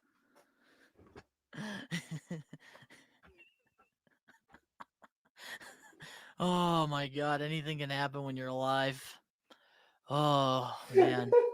This is what happens when it's us three and we don't have Rage to like say, all right, let's move on to the next Don't topic. say anything. Rage can pop in at any minute. Say He's his already in name the chat. Don't make him. He Rage. appears. You guys say his name 3 times. All right. Well, Oh, we already know. Like, I do get my hopes up. You're right, because I am a fan. I want to see the best. This ain't no So, Make-A-Wish. Of course. All right. Well, we all have Cody Rhodes winning this, right? Yeah. Yeah. All right. Well, with that being said, now let's go back to say his name and he appears. Oh boy. My guy's showing up like Joe Hendry. Why do you think I said that? I knew he was gonna appear. You had to, bro. You said my name. I believe in Ben Raidry. Yeah, dude. I was just loving watching the man. whole meltdown. I feel like Ben used to should say make his a name, cover. so I had to be. I think Ben should make his own version of Joe Hendry's theme song that we can play on the show whenever he just randomly appears. If Donnie films it, I will absolutely do it. Ben Hendry. Mm-hmm. Hold on. 2 seconds. 2 seconds. Wait. 1 Mississippi. 2 Mississippi. 2 Mississippi. Hey, wait, hold on. Do that one more time. One more time. I have plugged my shit. Hold up. We need to put this in the intro. Where's the fucking hole? That's what she said. Where's the hole? What's up? You want me to do it again? One more time. Yeah, do it again. Hold up. Say his name and he appears. That's going in the intro. It better. It better. If it doesn't, I'm mad. Well, If we're it going to get doesn't, into I'm mad. intro during We Are Wrestling 200. I love how I'm pulling OT right now. This is great. You This really is are. great. I'm I proud love of it. you. Thank you, man. I appreciate it. What were you guys Well- talking about before I interrupted, though? Oh, Saturday night main event, but I think we're all done here with the Saturday night main event. We Who's all winning have between Cody winning and- this, right? Cody and Drew. Yeah. Nah, I got Drew McIntyre. That's my guess. Peace. Yes, Rage. I fucking Yes. knew he was gonna do Drew. I knew it. Well, I want Drew to win too, but I'm just. No, you don't. You watch guys the have been show- talking about Cody I for the watch last the sh- 10 minutes. I watch the show weekly. I know how they book the shows. I know how the shows usually go and how they progress. Just going with the way. I know that you're Triple H you're has the been booking depressed it. you're the depressed brain Today, Junior. All right. Today, Junior. All right. Well, let's get into NXT Halloween Havoc. Quick review here. And I'm going to let you guys take the reins on this one. No, because Obafemi I was have not on the show. seen I it. don't know why he was on the graphic. Just putting that out there. He didn't show up at all and throughout the entire show. He's on the fucking. Danny, it's gonna be mostly you, but I'll chime in if I know it. If I know All right, what's so the going on. first match that we had was Juwan Evans and Leon Slater taking on La Parka and Mr. Iguana. No, it's not the La Parka from WCW. He had passed away several years ago. Do you know something funny? During the We Are Wrestling Extra that we did here, I did a while back when we got the AAA partnership. I did, it was We Are Wrestling social media post. I posted WCW LA La Parka instead of this guy on our social media. Damn. I'm bad. All right, continue. Yeah, NXT pulled an AEW and promoted somebody that wasn't on the flyer. So I think this match was fantastic. I don't understand how you could have La Parka, Mr. Iguana, and Leon and Jabon in the match and have it be, a train wreck. Charlotte. We got a lot of comedy spots. Charlotte, what's going on? We got a lot of comedy spots. We got a lot of high flying spots. There was one spot in the match that was hilarious to me, and I think it was Javon and Mr. Iguana, and they were like chopping each other in the middle of the ring. And Mr. Iguana, like, undid his little shirt or whatever, and he was like, "Come on, give it to me again." And then so as Javon is going to chop him, he takes his fucking iguana pup and just smacks him in the face. I love the Mr. Iguana character. It's funny. But Bro, it's absolutely hilarious. He can wrestle, Match was but fantastic. I hate it, but he can wrestle. and Javon So and Leon won. Javon and Leon, they won the match. It was fantastic. I do want to add one thing. What's up? I will say this right now. Javon Evans and Leon Slater, they are going to win the NXT Tag Team Championships from Dark State. It will happen. And they will be the first one TNA guy and NXT guy to win WWE championships. I can see that. I can see that happening at Stand and Deliver, or if not, maybe Deadline. Well, yeah, give it some time. Give it some time. I don't know about Deadline because that's the next PLE, so probably not. Match number 2 was Ethan Page and Dr. Wagner Jr. And this was a hellacious match, man. Like, so much to the point to where Ethan Page legitimately like almost ripped the entire mask off of Dr. Wagner Jr.'s face, and like when he did that. He was like, the dude looked like he was so mad. He was literally like, his whole body was fucking shaking like you would see in those fucking Roadrunner cartoons. And Ethan Page got a nasty gash above his eye. He was gushing blood or whatever. Fantastic match. It was, you kind of expected, like, the outcome was predictable, but it was an enjoyable match. I enjoyed it. And Ethan Page, once again, proving why he's the fucking greatest. My God, let me just say this. He is probably one of my favorite North American champions we've ever had. And I'm like, including Black and Gold NXT. I love the face paint. Ethan Page, man, if they could book him like they've done in NXT, because whatever they give him, he goes out there and he makes the best of it. He's going to be very, very successful in the WWE. Like, he reminds me of like a 2003, 2004 Randy Orton with the way that they booked him. He needs to put on a little bit more muscle, but I get it. Like, he has the arrogance, he has the charisma, he's got the look. He has the look. He's gonna be I'd give it 3-4 years. He's gonna be a marquee match on WrestleMania. I guarantee it. Agree. Next match was Blake Monroe and Zarya. Zarya took the place of Soruka because Soruka got injured. So she took the place to defend the Women's North American title. And this match was okay. It wasn't anything great. Yeah, it was good. We had a good back and forth at the beginning of the match. Zarya got some good offense. But it was pretty much predictable. Like, once this match got announced, you could kind of tell like what was gonna happen. There was one spot towards the end of the match where Blake Monroe and Zarya are like chasing each other around the ring, and then Blake Monroe like inadvertently like kicked the crutches out from Soruka, which caused Zarya to like help her instead of paying attention to the match, and then Blake Monroe took advantage and ended up winning the match. It was good. I'm glad that Blake Monroe has the title now. I read the statistic, or not. I didn't read it, but I heard it, and there's like 5 or 6 ex-AEW stars that have titles now in WWE. And that's why I always say, if I was a wrestler, I would go to AEW first because they do a good job at like getting your stock up, and then get signed. Exactly, and then get signed to WWE, and then you're gonna get booked better than somebody that's been training at the Performance Center. Soruka's injury, as far as I know, is real because last night on NXT, I didn't watch it, but I saw the clip. She she vacated the speed title that she had. Not that had much meaning to it. But if she wasn't legitimately injured, she wouldn't have given both. And that's the thing too. Like, I agree with Angelo, which sucks because Blake versus Soul could have been really good.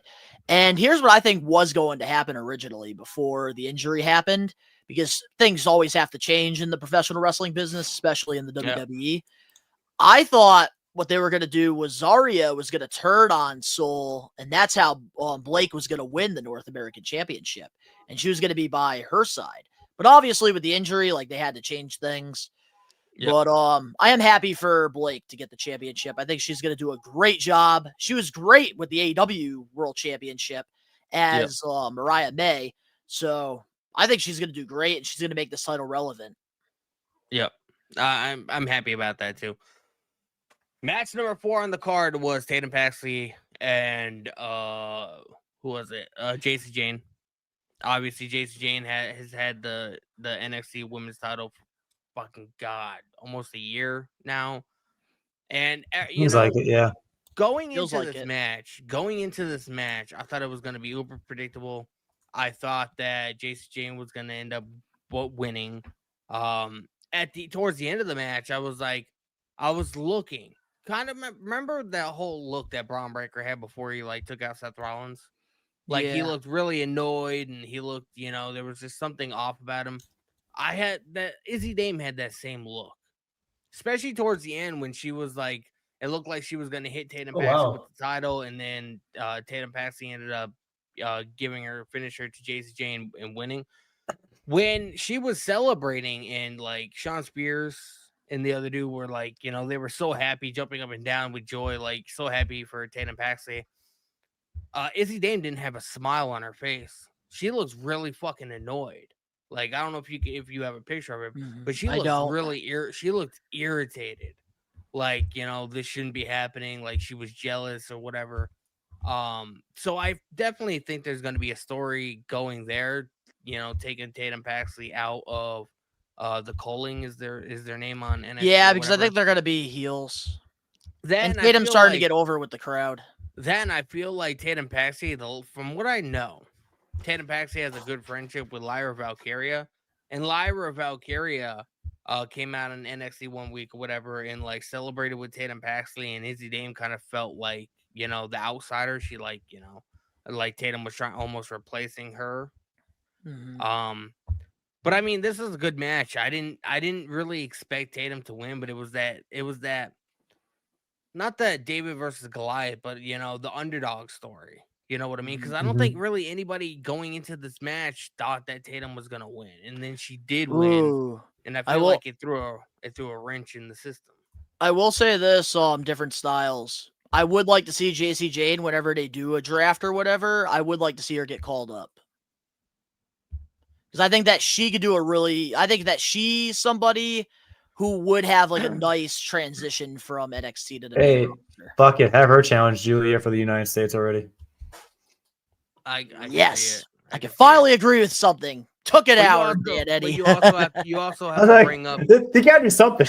You also have to bring up the entire Fatal Influence, and I just don't know if Fallon Henley and the other one are quite ready for that. Well, give them time. Let them team up a little bit in NXT, and then let them go for the women tag titles. So we need more tag teams. This was low key one of my favorite matches of the night. I didn't watch the entire PLE because I realized it was on Peacock maybe halfway through. And I was mentioning it to you guys in the group chat, like, oh yeah, this was on tonight. Fuck. Okay, cool. Yeah, I tuned in. I think I tuned in on the Blank Monroe match because I remember messaging you guys once she won. I was like, oh shit, okay, cool. Because I remember she just got there in NXT. But anyway, so the Tatum Paxley.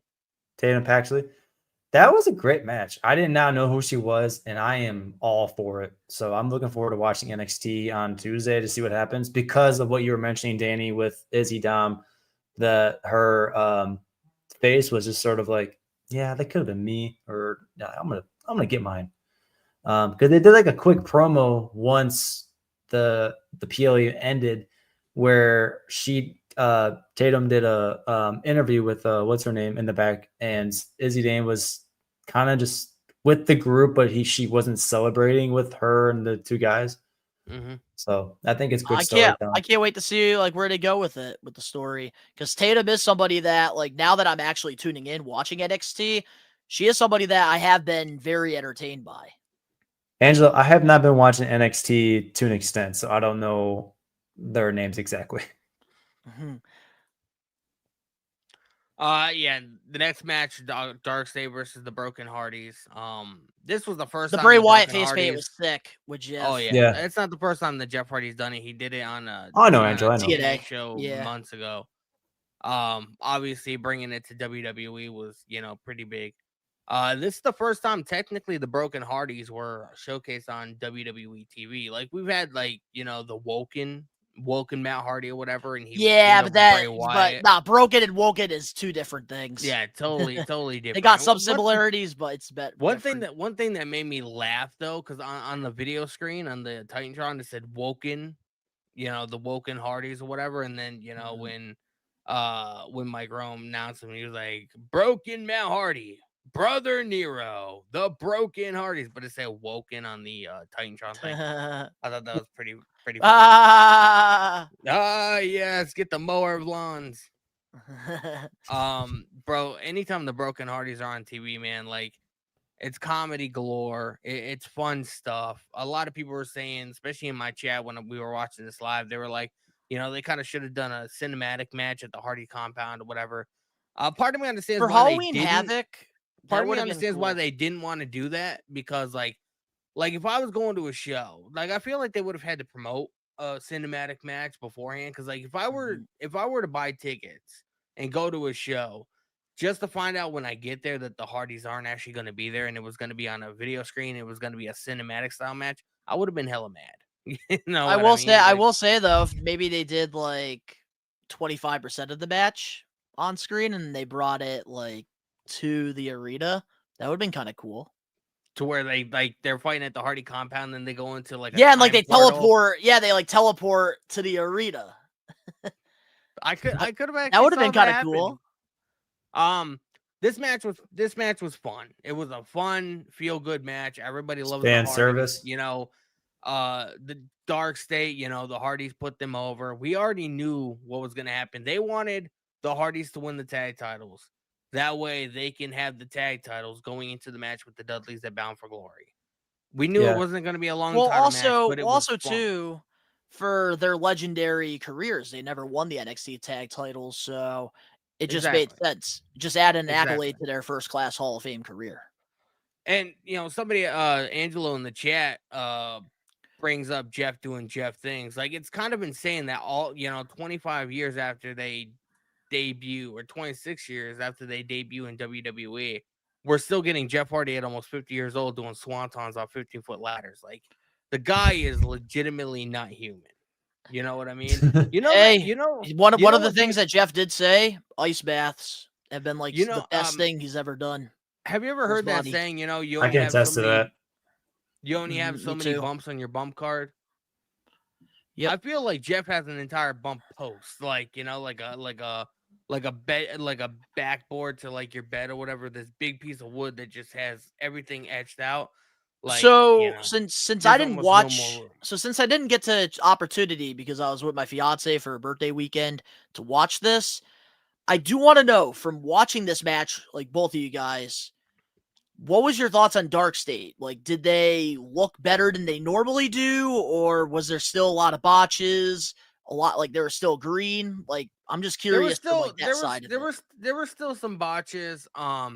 There was one botch that was horrible, and I didn't see it until I went back and looked at the footage, because like when you're watching in real time plus interacting with your chat, like you can't see everything. Yeah. Jeff Hardy was down or whatever, and I think it was that Osiris guy. It wasn't Deion Lennox. Because Osiris, I see him doing like the most botches out of the four. He went to do a leg drop, and Jeff Hardy was still like up on the mat, and as he was doing the leg drop and his leg like hit the mat, Jeff Hardy was on his way down or whatever, so the leg drop didn't connect, but Jeff Hardy still tried to sell it. So that was kind of wild. I didn't see too many botches, but like, they are improving though. At least they're improving, but I'm not that big. I'm not that big on Dark State. I like it. They just need more time. They need to put in their 10,000 hours. You know who I would kind of add to the group? I would kind of add Jasper Troy to the group. Yeah, man. Bend the knee. I agree. I would add Jasper Troy to the group. But I think they also need but if they were to add somebody though, they do need somebody with experience. I feel like Deion Lennox is the best one in the group. I feel like consistently in ring. Oh no, come on, man. What's his name? Not Brandon Cutler. Who's this? Who's the other guy that's not holding the title? What's his name? Sugar is that guy. I see The lots of potential in the Sugar. one that's doing like this. Yeah, Sugar. I don't know much about that, man. Like, He's know the Deion one that Lennox. stands out to me. I don't know why, but Deion Lennox, that name sounds so familiar to me, and I just don't know where I know it from. Like, Yeah, I know Are it you thinking outside of of, Are you outside thinking of a of Linux Dark State. machine? I know it from outside of Dark State. I just don't Yeah, know where I heard Deion he Lennox. did like a little love angle with Asante over the woman wrestler there. Him and Asante were fighting over some NXT chick. Yeah, he played a nerdy character with like the glasses and stuff. Yeah. The match. He come out with a was Matt okay. Striker sweater vest. The match was okay. It was uber predictable, so it wasn't that great. But it was. If you're a Hardy fan, like they do a lot of Hardy. Hardy I spots, will say whatever. this. Jeff Hardy did like a bunch of his artwork on like the tables and stuff like that. I will say so this, it was cool. before we move on to the next match. One thing I will add, Dark State, like, because that TNA Bound for Glory, which you guys will see in the vlog that's coming out this Friday on the We Are Wrestling YouTube channel, man, as much as I hated that they interfered that X Division Classic with Leon and Javon, the presentation in person is actually pretty fucking sick. Like, with the music and, like, the strobe lights and everything, like, I will say being there live, that was pretty damn cool. Yeah. So after this match, before we get to this match, after the Dark State match, we had a backstage thing with Javon and Leon looking at the screen or whatever. They were obviously watching the tag team title match, and they both agreed that they want to go after the tag team title. So I think that's the match that we get at either Deadline or they build it up and we get it at Stand and Deliver on WrestleMania. Oh, they're gonna win weekend. the titles. WrestleMania weekend it'll happen, I think. So Ricky Sainz versus Trick Williams. I hate to say this, it was a decent match, but it was a very weak match. It did not I don't know about you guys, it did not really necessarily feel like a main event to me. I just it didn't have that big match feel. You know what I mean? Like throughout the match, like Ricky was getting his ass beat and we got a lot of submissions. We got a lot of arm bars. We got a lot of fucking, shoulder tackles. It didn't have that big match feel. You know what I mean? Like this, the match that everybody in this arena, 10,000 plus people, however many people were in this arena. The arena was dead from what I saw. They all paid. Well, yeah. It looked like AEW. Yeah, especially on the hard cam with the hard cam side, yeah. But this didn't feel like the match that everybody in this arena is paid to see. That's what you want from a main event. Like we're getting Cody and Drew, we're getting Punk and Jay. Like people that go to Saturday night main event on Saturday, like those are the two matches that people are paying money to go see. This didn't really have that feeling for me. Yeah, I don't know. Like, I think that this was just like they wanted somebody like with credibility, like Trick Williams, to put Ricky over. And with Trick losing the TNA title at Bound for Glory, like they don't really have a direction for him right now. If I'm WWE, like, man, they gotta call Trick up, just like Obafemi. Like, man, like there's only so much you could do. Yeah, I think I saw it. Yeah, Trick, that back crazy last night. I sent the video in the group chat. But yeah, I think it is time to call Trick up. I think it's been time, to be quite honest. Time. Yeah. Before he was even with the whole cahoots with Joe Hendry.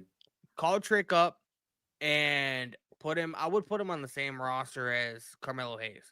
They have history together. You can either make them a tag team or have their feud carry over from their days in NXT or whatever. Yeah, I was gonna say if they're not gonna do anything, Carmelo as a singles guy. Carmelo Hayes isn't getting booked that strong or whatever, but you could have Trick Williams get called up. You can have Trick Williams get. Sorry. I was just about to add to that. Put him on SmackDown. Finally, have this match between Carmelo Hayes and The Miz because it's been stale the last few weeks. Miz comes out, calls out like Sami Zayn, blah blah blah blah, and Carmelo comes out and attacks him from behind, or vice versa. Miz attacks him from behind. They have this match, and then have Carmelo Hayes come out to save Carmelo against The Miz. Start them off as friends. Maybe do a tag team. Have Carmelo Hayes come out and save Carmelo. Yeah, and then have Carmelo do sort of heel turn or singles run, and that can get him. I think he was even more mentioning- push Can I over. ask you? Can I ask you? Can I ask you something? Can I add to that? If What? Carmelo was already in the match, how is he gonna come out and save himself?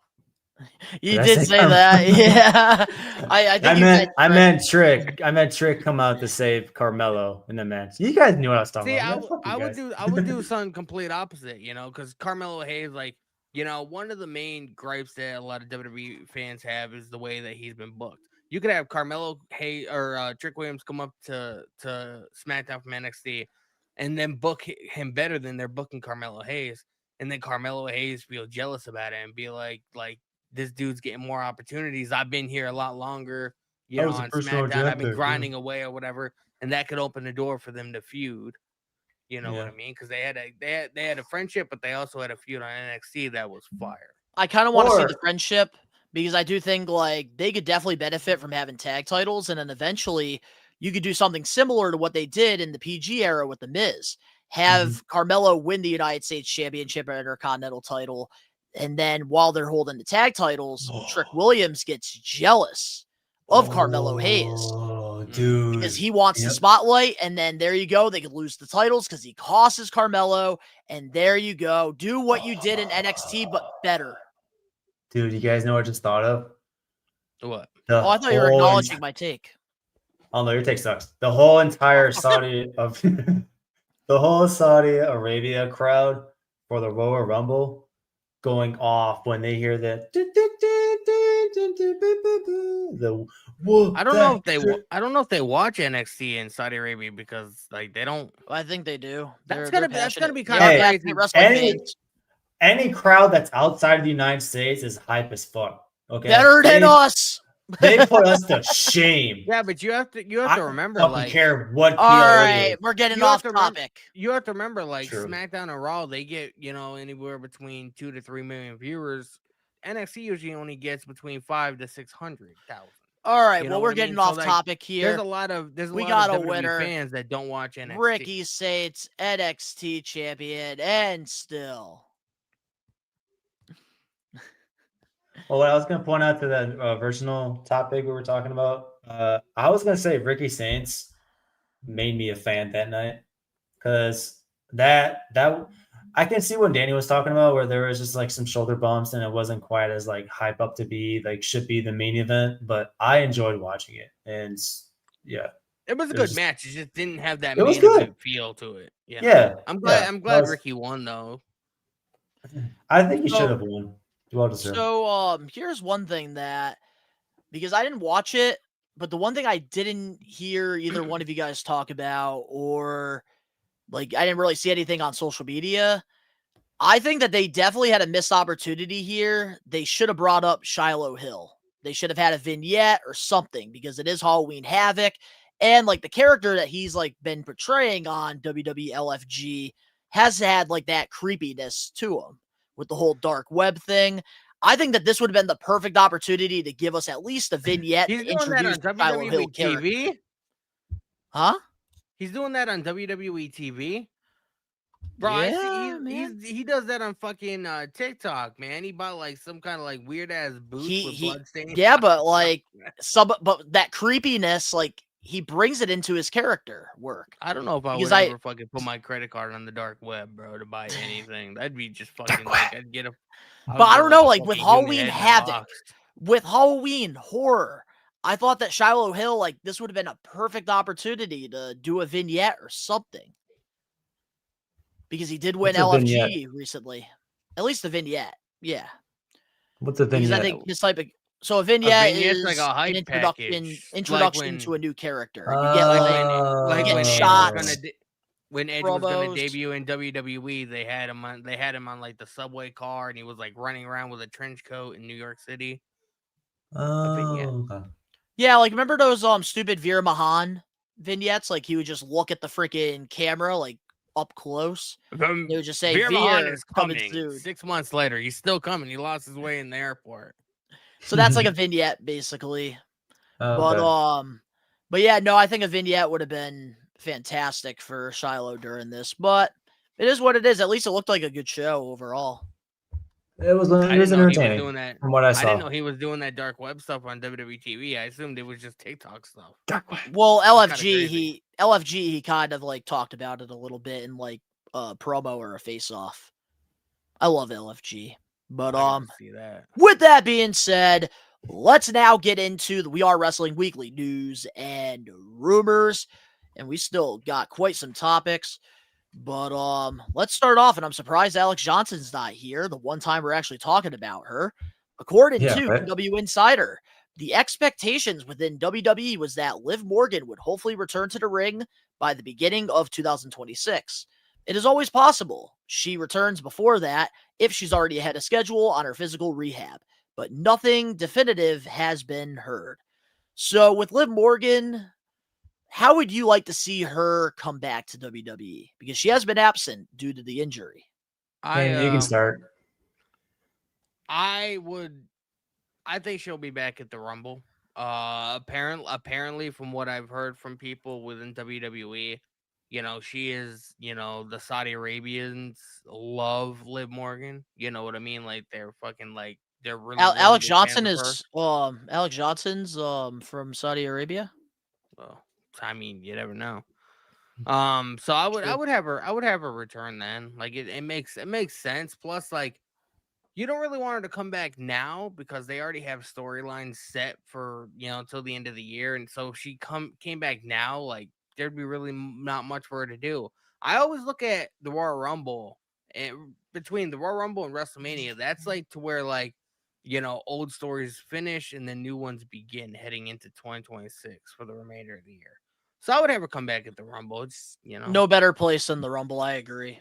Yeah, I would say that. I agree with that part, Donnie. I would say whenever they get this title shot with Stephanie Valkyrie and either Raquel or even Roxanne Perez, have her come out and interfere and have Stephanie Valkyrie retain because they put that belt on Stephanie. I expect that belt to be on her for at least a year or at least until WrestleMania. At least until SummerSlam. At least until SummerSlam, yeah. At the very least, WrestleMania. And I can see that happening because there's always been this sort of, back and forth between Roxanne Perez and Liv Morgan way even before she got injured. They're having these tag titles with Alexa Bliss and Charlotte being fought between Lyra and Bayley and now the Kabuki Warriors as of this past Monday in Raw.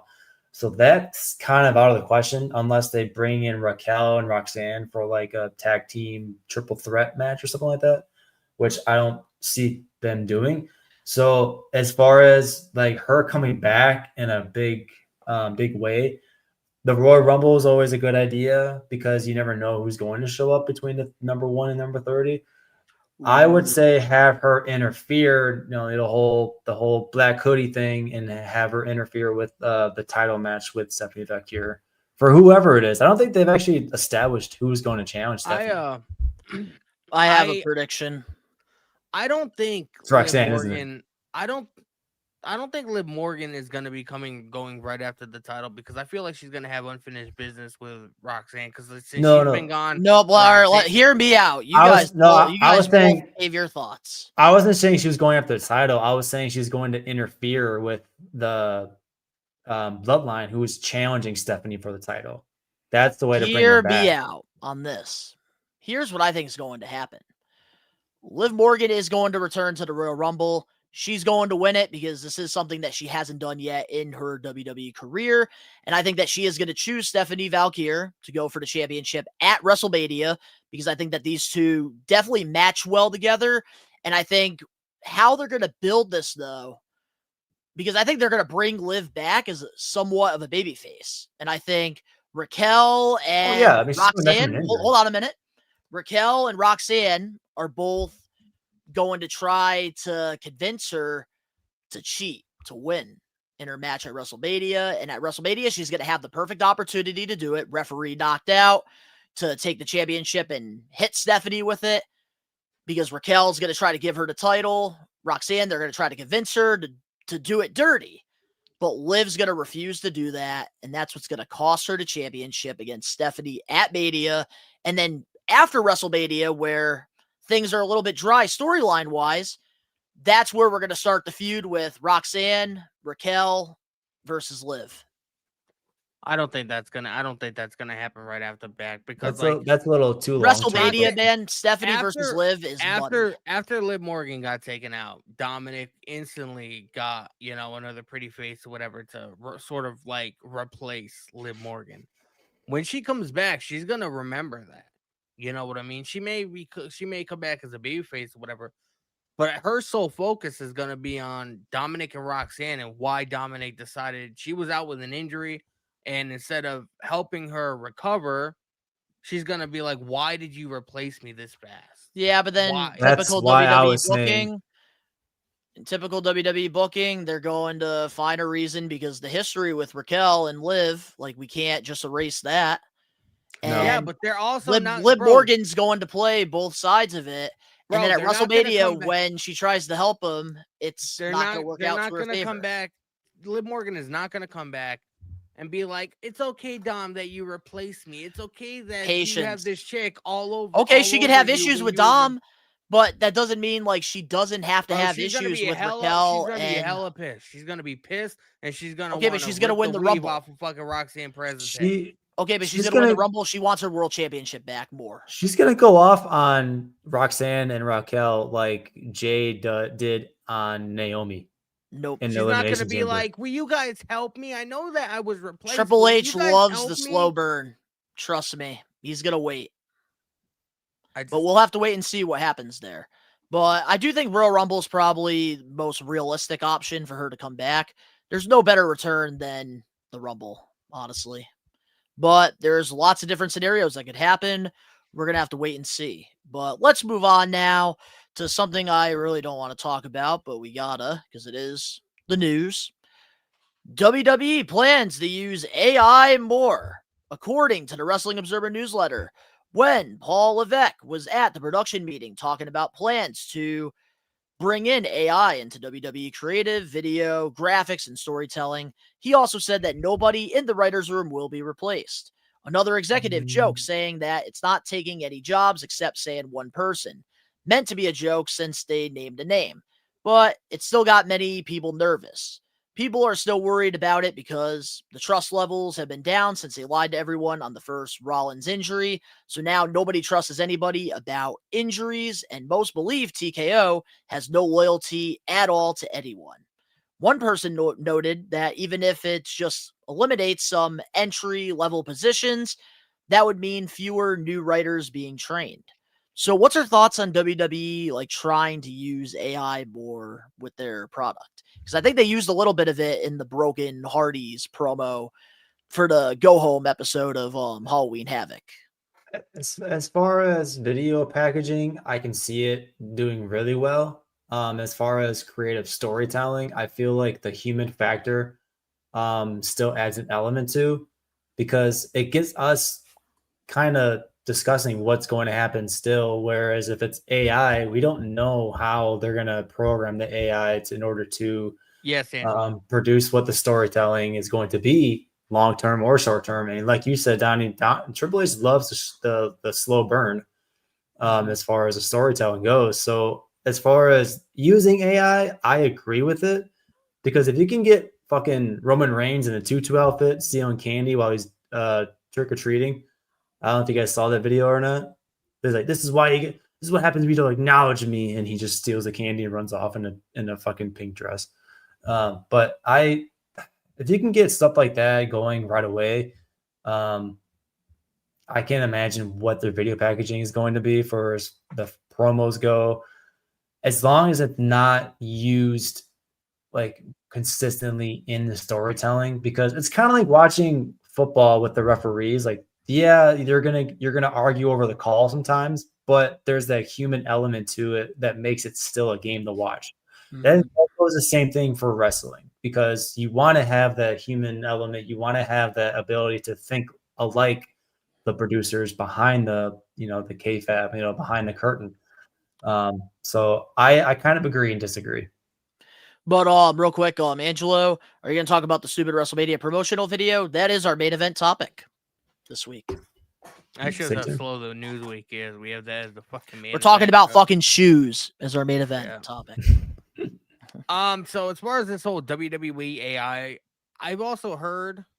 First of all, you got to take with whatever Meltzer says, with a grain of salt. I mean, the dude falls for fake news on Twitter all the time, and then posts like it's legitimate, and then find out, oh, sorry guys, that was a fake post.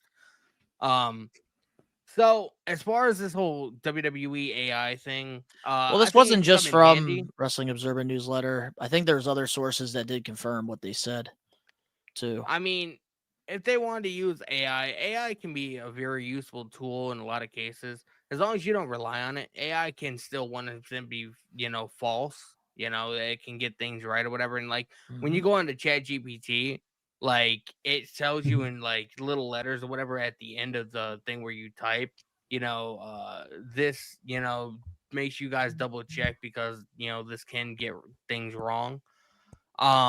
So as long as they don't rely 100% on it, I do think it can be a good way of, brainstorming ideas and coming up with like different things or whatever that maybe you're not thinking about at the time. You know what I mean? So I think it can be useful, and I'm down for it as long as it doesn't like that's not the sole purpose of it.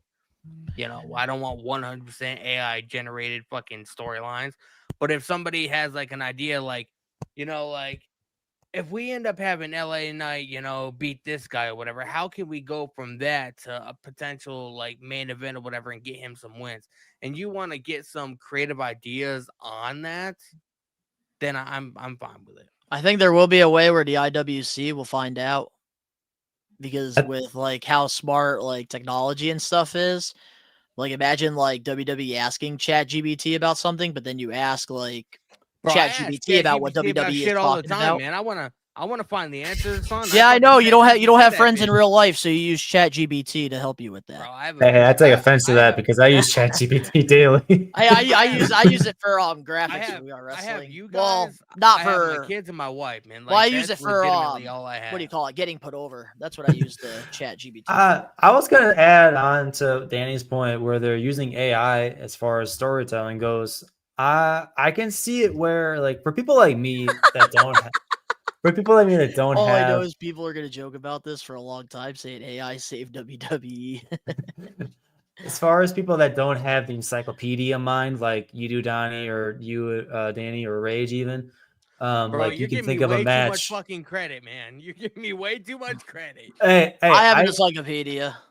okay, so I don't know who was the exact who coined the title of encyclopedia person in the podcast, but I think you guys all do great as far as recalling, all this match in WrestleMania 24, blah, blah, Royal Rumble 06, so John Cena, blah, I would blah, say like, that's you know Donnie. what I Like, mean? he can, like, you give him a date in history, and he'll be able to go back in his mind and be like, oh, Hulk Hogan beat this guy on, June 12th of 1984. Like, That's sort of like me with football, so I can understand that. But what I was saying is they can use AI or ChatGPT or whatever, or even Google to be like kind of look up the history of the two wrestlers that they're trying to book as far as current, like present, and long term. Okay. Like for somebody who is just joining the whole wrestling fandom, like a new fan is coming into WWE and wants to know more of the history of Bailey and Becky Lynch, just for example. Or why is there so much hype between CM Punk and Seth Rollins? Yes, they kind of, allude to it during their promos. But we talk about the history. I get what you're saying. It's like a fact checked for the creative. We talk about the history of John Cena, where our favorite opponent for the power of the pole. They can look that up and be like, why is this guy a rival with John Cena? Or why is this blah, blah, blah, blah. So I think that in terms of using AI to get a new fan even more invested in the program, I think is a good idea. So I'm kind of on the fence here with it because I don't think WWE, the flagship show, obviously they are like the greatest professional Yes. wrestling Also business. Ricky. Yeah, Ricky knows best. I forgot that. Oh my God, nobody has an freaking encyclopedia brain like freaking Ricky knows best when it comes to wrestling. yeah, but that's Not even for me. like New Japan and stuff like that. Like, No, in general. I've never really He's heard got him a like spit mind. out facts of like WWE too much. It's mainly like about New Japan, He TNA. was spitting out Watches them facts, all. and during a live watch along, he's like, "Oh, Asuka's never done this, or this has never happened since Asuka, or something with Ricky Asuka." is. I don't know how Ricky has the knowledge that he has, but talking about like the whole AI thing, like I don't know.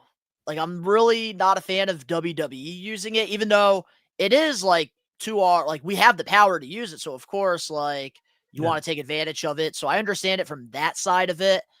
Mhm. But if there's anybody that needs ChatGPT, it's Tony Khan and AEW. I think that we can get some Shots proper fired. storylines if Tony Khan started using AI. Like I don't think WWE needs it. But it's a tool that they could use, so that's why I see them like using it because hey, they're a multi-billion-dollar company. While we are wrestling, Yeah, we're lucky they're to get going, $100 by Google every month. they're going on 6 years. Give them credit. They're going on 6 years. They're past the No, 5-year mark. they are, but like their shows are Bro, horrible. their 6th-year anniversary show a couple of weeks ago had like Worst one. 346,000 viewers. They were watching on the a World Wednesday night. Series. They were watching the World that- Series that night. Is that Bro, bad? even Sean Ross Sapp. I was Really watching bad, Sean Ross yeah. Sapp's live stream today where he breaks down a bunch of news topics. And even he was like, I'm not watching AW tonight. I'm watching the World Series. I was like, damn, bro. He's like, I'll watch it if I have to break something about the show, but I'm not watching it. Hey, to There's their nothing credit, about AEW that was a Tyrus, game. watch right Trips away. bad That booking was- is still better than Tony Khan's. That was best booking definitely a because game worth 25. watching, I might add. So Yeah, I can agree with you on that. I don't watch any Tyrus. games or any sports like that. So, I mean, I don't honestly. anytime you watch a baseball game that goes 18 innings, like that's crazy. I will say I've That's- been like I don't watch baseball, but like I've been like watching like the highlights and Wait. stuff. It looks entertaining. Last game. baseball game I watched was one of my T-ball games when I was, Was like it? 6. No, that was never mind. I was thinking of a different game. Never mind. But no, I just think with AI and like WWE, like obviously, like I see them using it, of course. Like it's to their power. And everybody be using AI these days. Am I a fan of it? Like if you were like not fun. really. But like yeah, like that's kind of like I don't as long as I'm not relying on it, then like I'll use it. But like if I were like I'm not gonna like for me, like with our logos that we have, like We Are Wrestling Podcast logos and like Yeah. graphics and stuff like that, I will never do it through ChatGPT. I will never do it through AI. It'll always be a graphic designer. That's like that's always been like my belief, but WWE, not surprised. But if there's anybody that needs to use AI, it's definitely Tony Khan. So I'm surprised that this is WWE. All right, well, let's move on now to some WWE Performance Center news. WWE is looking to make a new Performance Center. According to the Wrestling Observer newsletter, the idea for the planned new WWE Performance Center in Orlando is to have a larger and better facility with a television studio as part of it. It will be located near the new stadium. Ground hasn't broken on it, so it'll be a few years before the move is officially made.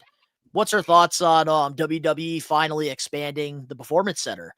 Because the last time they've done really renovations or anything was when they first opened it up back in 2012. I'm down for it, man. Like if they can make like their own like WWE compound to where like they can like shoot like vignettes, they can have photo shoots, they can tape NXT or whatever, have like a bigger arena for like NXT or whatever. Like I'd be down for that, man. I'm so sick of the Performance Center, and I feel like the reason why that is because that's like the COVID-19 era of WWE. Like that's where they did Raw, That's that's fair. where they did SmackDown, that's where they did NXT, that's where they did the PLEs. Like it was absolutely atrocious. So like I can't. I have a hard time sitting through NXT when Guys are a it's bunch of not, like, haters. when they're not like traveling. You know what I mean? But I would like for them to expand.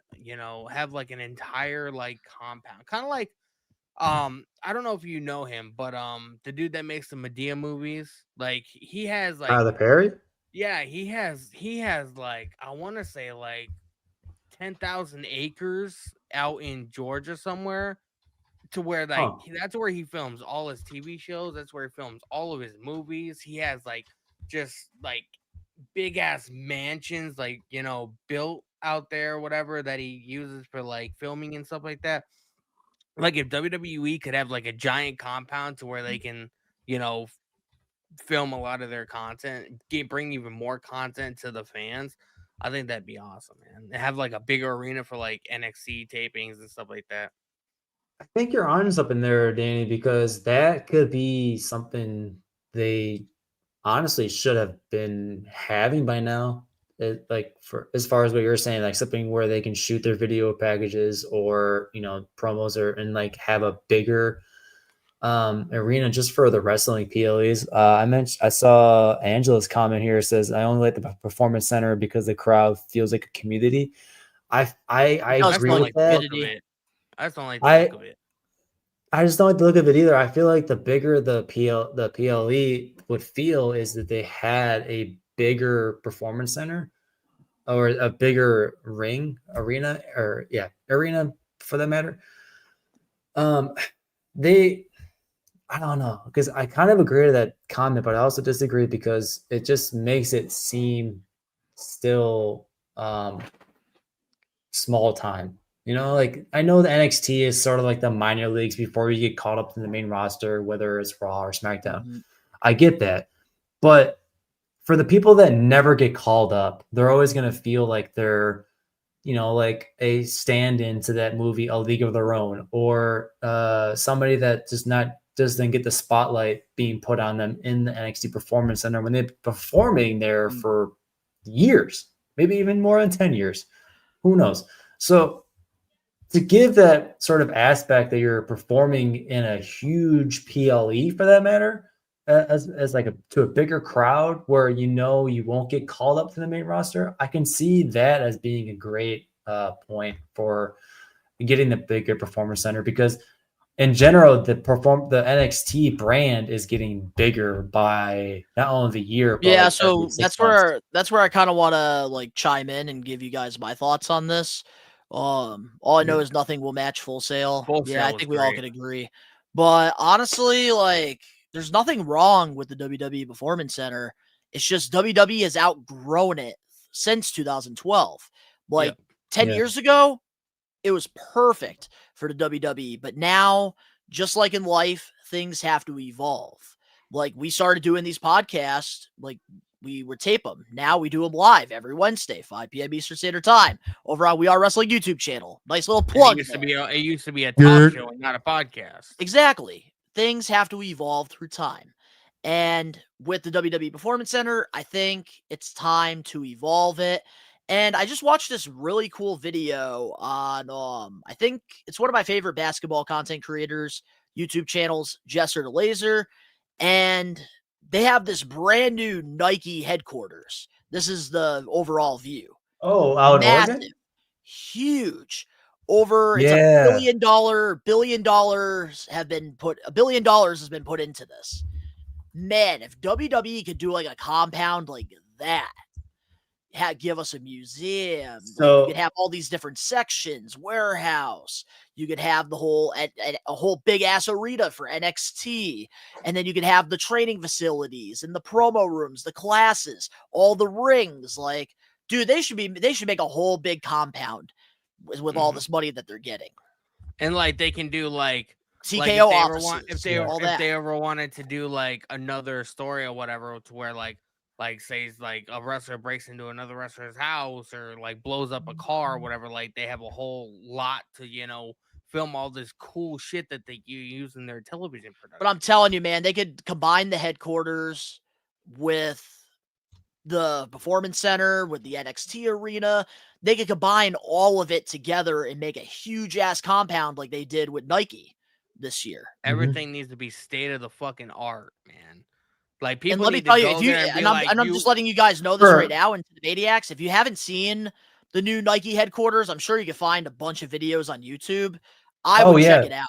It's a great I video. haven't seen the new one, but I was in Portland in 2014, I believe, and I went to drive around just the kind of the Oregon area. So long story short, Steve Prefontaine, I don't know if you guys know him, but he was a famous runner who grew up in Oregon, was in the Olympics, died in a car crash, blah, blah, blah. I went to his burial site where his car actually crashed on the road, and then went to the Nike headquarters because he helped to like create the company back in 1977, I believe, and you can fact check me on that. But I went to go look at the Nike headquarters, and that there then was unbelievable. So I would definitely go see it again. But I'm just saying, like, And- WWE, it's time to evolve, and I think that would be huge. That would And be if WWE monumental. And WWE likes to do that stuff. They like to do monumental things. Imagine something like that with the Nike facility. and WWE on the compound somewhere, they can obviously sell tickets for people to visit it, but they can make a The museum legitimate part of it. brick and mortar Yes. Hall of Fame. And we know TKO loves money, so I can't believe we're actually giving this friggin' shit out for free. It's crazy. I know, pay us, man. The fuck. That's what I'm saying. Yes. But we're gonna have to wait and see what happens, because it does look like the changes won't be happening until 2028, because it does take a very long time. It does take a very long time to build the new state of the art I mean, arena I wouldn't and necessarily say that, bro. facilities.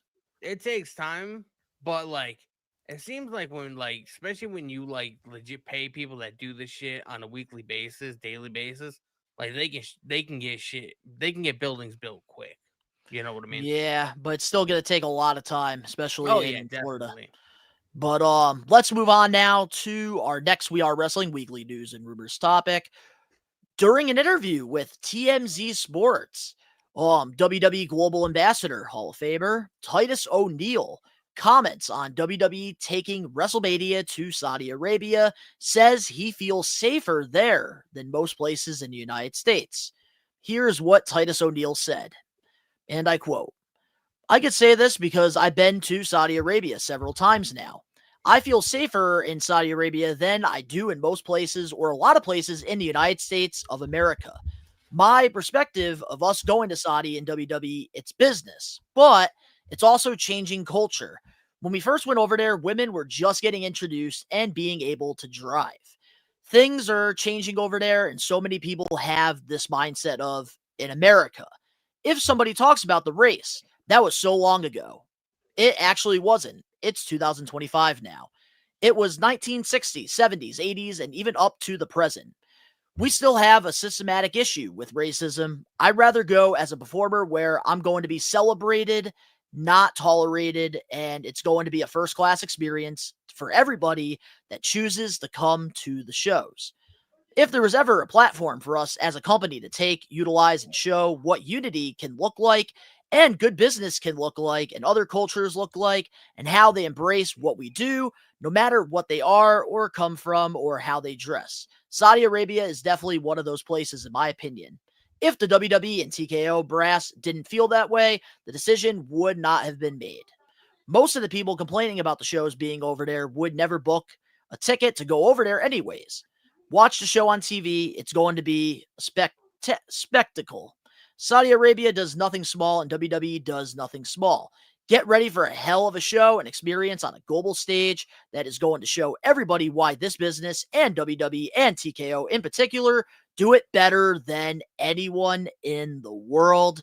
Those are some hot takes. What are our thoughts on Titus O'Neil's opinion here? So I'm gonna cut right in and say I understand what he's saying, and I can agree to that, but I can also just take out Saudi Arabia and then place in any European country, and it'll be the exact same way, because that opportunity for I think it's WrestleMania 43, right? WrestleMania 43 will be taking place there, and I 43? think Royal Rumble in 2026 is taking place there. Yeah, So Rumble I understand that, like, I don't know, they want to attend to the out of the US crowds, and Saudi Arabia has always been a great crowd for us. I say us, but for WWE, you know what I mean? But it just seems like a cop-out answer for Titus O'Neil, and that may be my hot take, but my personal opinion, because he's the global ambassador, so he has to kind of say these things to, get a person's eyes on. Tyrus here says it. Titus speaks with millions of dollars. Yeah. Yeah. So He's getting I think paid if good. he wasn't being paid to say that, then he probably would say, "Oh, they fucked up. They should have done it in France or something like that, or even Australia, or even Japan. That'd be kind of cool." But anyways, off topic. I just feel like you have to take this whole quote with a grain of salt because, like I said, you can just take out the word Saudi Arabia and then input any European country, and it'll be the exact same way. Here's like why I like this discussion here, because a lot of us have very strong opinions about Saudi Arabia and the way they do things over there, because it's a lot different than what we're used to here in the United States of America. Mhm. And I think Titus O'Neil bringing this discussion up, I think, is definitely interesting to kind of get that different perception on it. But how do you feel about this, Danny? Because I know you've been very strongly against WWE and this whole Saudi relationship. Yeah, I'm for anybody that knows me knows I'm not a fan of Saudi Arabia. I've been against WWE doing shows there since they started back in like 2017 or whatever. You know, it is true that the women are starting to have more rights over there. They're starting to allow women to, you know, drive and work, and you know, they're allowing them to wrestle. And do you wait real quick? Do you think some of that has to do with WWE having shows in Saudi Arabia? Because before, when they first had this relationship, women couldn't even wrestle on the cards, and now, even though they have to be fully covered, they still get to wrestle now. I feel like it has something to do with it, but I wouldn't say like, oh, because WWE holds a show Yeah, there no, once a that's year, fair. you know, they're Yeah. not, you know, that's not giving, you know, the Saudi Arabian government, you know, to allow like women to like drive a car. You know what I mean? I just think like Saudi Arabia had like, and it has nothing to do with like, you know, race or religious reasons or whatever. I just feel like there's a lot of human rights issues that I have an issue with in Saudi Arabia. I remember back in 2017, um, when WWE's first show got announced or whatever. There was some news story about some American journalist or whatever that got beheaded because you know he was out there to get dirt on some politician or whatever, so they executed him. And I remember something about John Cena won't like refusing to go over there or something. That was a long time ago. Yeah, So because my, even I know that like there was some strong like people that like didn't want to go there. I know Sami Zayn was one of them for quite a while until like they like come yeah, to peace. that was for religious reasons Yeah. because Sami Zayn is Caesarean or whatever. Mhm. And for a long time, Saudi Arabia and Syria, like they had some kind of like conflict. So Sami Zayn's life would have been in jeopardy if he would have went over there. Mhm. Obviously that has since gone away, and now Sami Zayn, you know, I feel like Saudi One of the most Arabia, popular maybe guys there. like, yeah, that's why that's part of the reason why I feel like maybe maybe Sami Zayn has a chance at winning the Rumble this year because they are in Saudi Arabia. So Alex Johnson is here. Where Is he? No, I'm saying he says the exact same thing every He single does. time. Yeah. Oh, Oh, Sami Zayn's gonna win it. And then Q yeah, Ray, like shut the fuck up. I've never been to Saudi Arabia. I never will go to Saudi Arabia. Like, you know, maybe if somebody ever paid me like $5 billion, maybe I would think about it.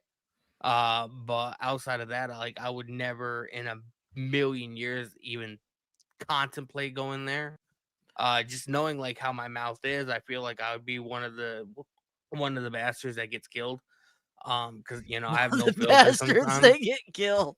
I have no filter sometimes. Like, so if I Yeah. don't like something, I'm gonna be like, "Fuck you," you know what I mean? Mhm. So it'd be very unwise for me to go there from like a safety aspect. No, that's also a fair like take. Fair Definitely a assessment, fair But yeah. take. And how you you know, feel. I feel like as the more years that pass, the more WWE is going to be getting into bed with Saudi Arabia.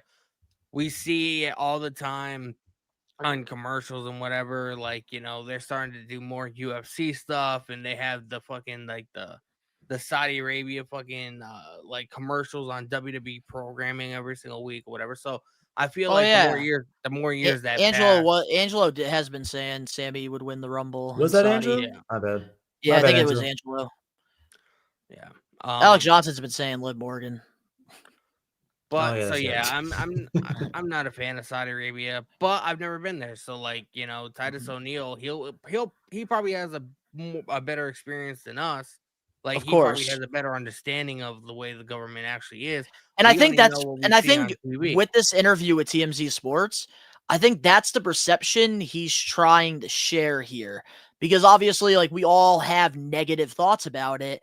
And this is like kind of really the first time that like we're hearing something somewhat positive, especially comparing and contrasting Saudi and the US. Yeah. But I will share my thoughts on this real quick. And I think that is just definitely an interesting discussion because that is the thing. Like, they do have different laws over there than we have. We do have a lot more freedom than they do. But when it comes to a safety perspective, the United States isn't the most safest place. Like, there is like some pretty bad parts.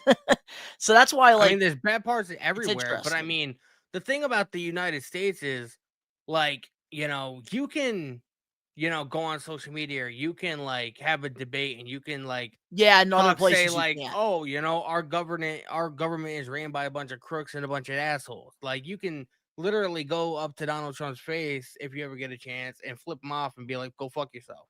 You're Yeah, not but gonna then if get you're somewhere killed. else, you You're not. can't do that pretty Yeah, you're much. not gonna Yeah. get killed for it. If you Mhm. question the Saudi Arabian government, like they'll take you out in the woods and fucking cut your head off. You know what I mean? Like, so Yeah. yeah, you can't even like compare the two. Like, I will say at the end of the day, I'm still disappointed that WrestleMania 43 is taking place in Saudi. And there's only one reason why. Like, eventually, you know, if it happened, it happened. But why I'm upset about it has nothing to do with the way they do things. My Oh yeah, no, biggest me neither. issue is the United Kingdom, the UK. We should have gotten WrestleMania at Wembley. They deserve it more than any country when it comes to WrestleMania. And that's what I'm upset about. And I will say too, like, I'm happy like the women are starting to get more rights over there in Saudi, but like I really hope it does continue like to go in a positive direction because like I do want the women to get bigger reactions on these PLEs, especially if we're getting a Royal Rumble or a WrestleMania. I want those reactions. Like, I don't want to hear a cricket fart. Yeah. If I wanted to do That's a that, weird analogy, bro. if I wanted to do that, I would go watch the Thunderdome stuff. That was a weird time. It's just Yeah. Just to add, it's just Donnie, weird. It's just weird watching the Saudi shows because like you see everybody in fucking like those fucking turbans and fucking like those fucking Not clothes that they everybody, wear. but Not what everybody, were you but saying, like it's Dan? just weird seeing it. Oh, I was just gonna add on to like UK. I can argue there's some other countries that I feel have been deserved WrestleMania for like decades too. Oh yeah, for France, France, Australia, maybe even Australia. Scotland. Yeah. Fucking hell, even Japan, maybe. I don't know, but I would just love to see United Kingdom, Wembley. Like, I would just love to see a WrestleMania there. Like, we got to see it with SummerSlam back in '92, so it'd just be kind of Yeah. cool to see a WrestleMania take place See what I there. mean? Encyclopedia right there. That's what I mean. All right, well, we got 2 more weekly news and rumors, so let's try to fly through these ones because we still have it getting put over, and we got to talk about shoes in our main event topic. So, right. let's rapid fire through these. Which I know Rage would probably talk about this woman for hours, so I know glad he's that not Rage here. left because I haven't seen him in the chat for. He's like these guys talk for fucking ever. I'm out. He was only here for my freak out, but according to Fightful, Mercedes asking price for independent wrestling right now is $25,000. What's your thoughts on that? I Worth mean, every penny. She's getting that money for her and Rage. I mean, I will say if you're an independent company, like on an independent level, no TV deal, like whatever, and you're able to afford bringing in a pro wrestler for $25,000, you're doing something right. You're doing pretty good for yourself. First of all, I don't see Blitzkrieg ever. I don't think. Yeah, I was see just that gonna ever say, do happening you to think Blitzkrieg forever gonna get Mercedes? I mean, we That would was my have first thought too. we would have to do an Rage, we're gonna we would need you have to do to an work some of your entire magic. fundraiser. We would have to do an entire Yeah, fundraiser. call her up. Knock the price down. I think our fundraiser will be lucky to reach like $500. Do a fun run like The Office. But I mean, I don't blame her. She's a These indie household name companies on are delusional. TV. She had a hell of a run in WWE. So she's known pretty much. Like, I don't think Mercedes can go anywhere in the world and have her not be known by somebody. You know what I mean? So I mean, she would be an idiot if she did anything, if she asked for anything less than that. She's making her money. When you're a pro wrestler, bro, you only have a certain amount of years to do this. At like a high level. If you don't utilize that time to make as much money as you can to secure yourself for your family, your future, have money in the bank or whatever, when you do have to, I mean, look at Chris Bay, for instance. You know what I mean? Like, he was in the main event one night. The next night, he does a simple neck breaker, and he ends up getting paralyzed. And who knows if he's ever going to be able to perform again? That can happen to anybody. So I honestly think she's smart as fuck. If anything, I would say I'm kind of surprised she's not charging more than 25K. 25K MJF is not a lot of charges MJF charges 30K, bro. He charges $500 for a cameo. and people Like, buy my it. guy is utilizing his fucking popularity. Like, that's, When you that's could- what when- I would do. When you literally could just meet him and give him $50 and you can record him. Bro, we got to set up a We Are Wrestling cameo. See what we can get. Like, No. next month's goal. But before you share your thoughts of Dan Eddy on this, like, I do want to say this, and I'm going to keep this one very short and sweet. When it comes to Mercedes Moné, what did CM Punk say in his first promo back with WWE? What's he here for? I'm not What did here he to say, make Danny? friends. I'm here to make money. He's here to make money. And Mercedes is doing exactly what CM Punk has been preaching. And that's what the wrestling business has been all about, making money. And that's why I don't blame her for asking for 25K, because guess what? One of the companies that's going to be having her wrestle is House of Glory in November after a big event. So, like, they're willing to pay $25,000. Like, they're the ones that that's on them. She's getting 25K. That's smart business. Yeah, And but think about you also have to think, like, she's making 25K. Plus, I think that's her booking fee. So she's making 25K for her appearance and match.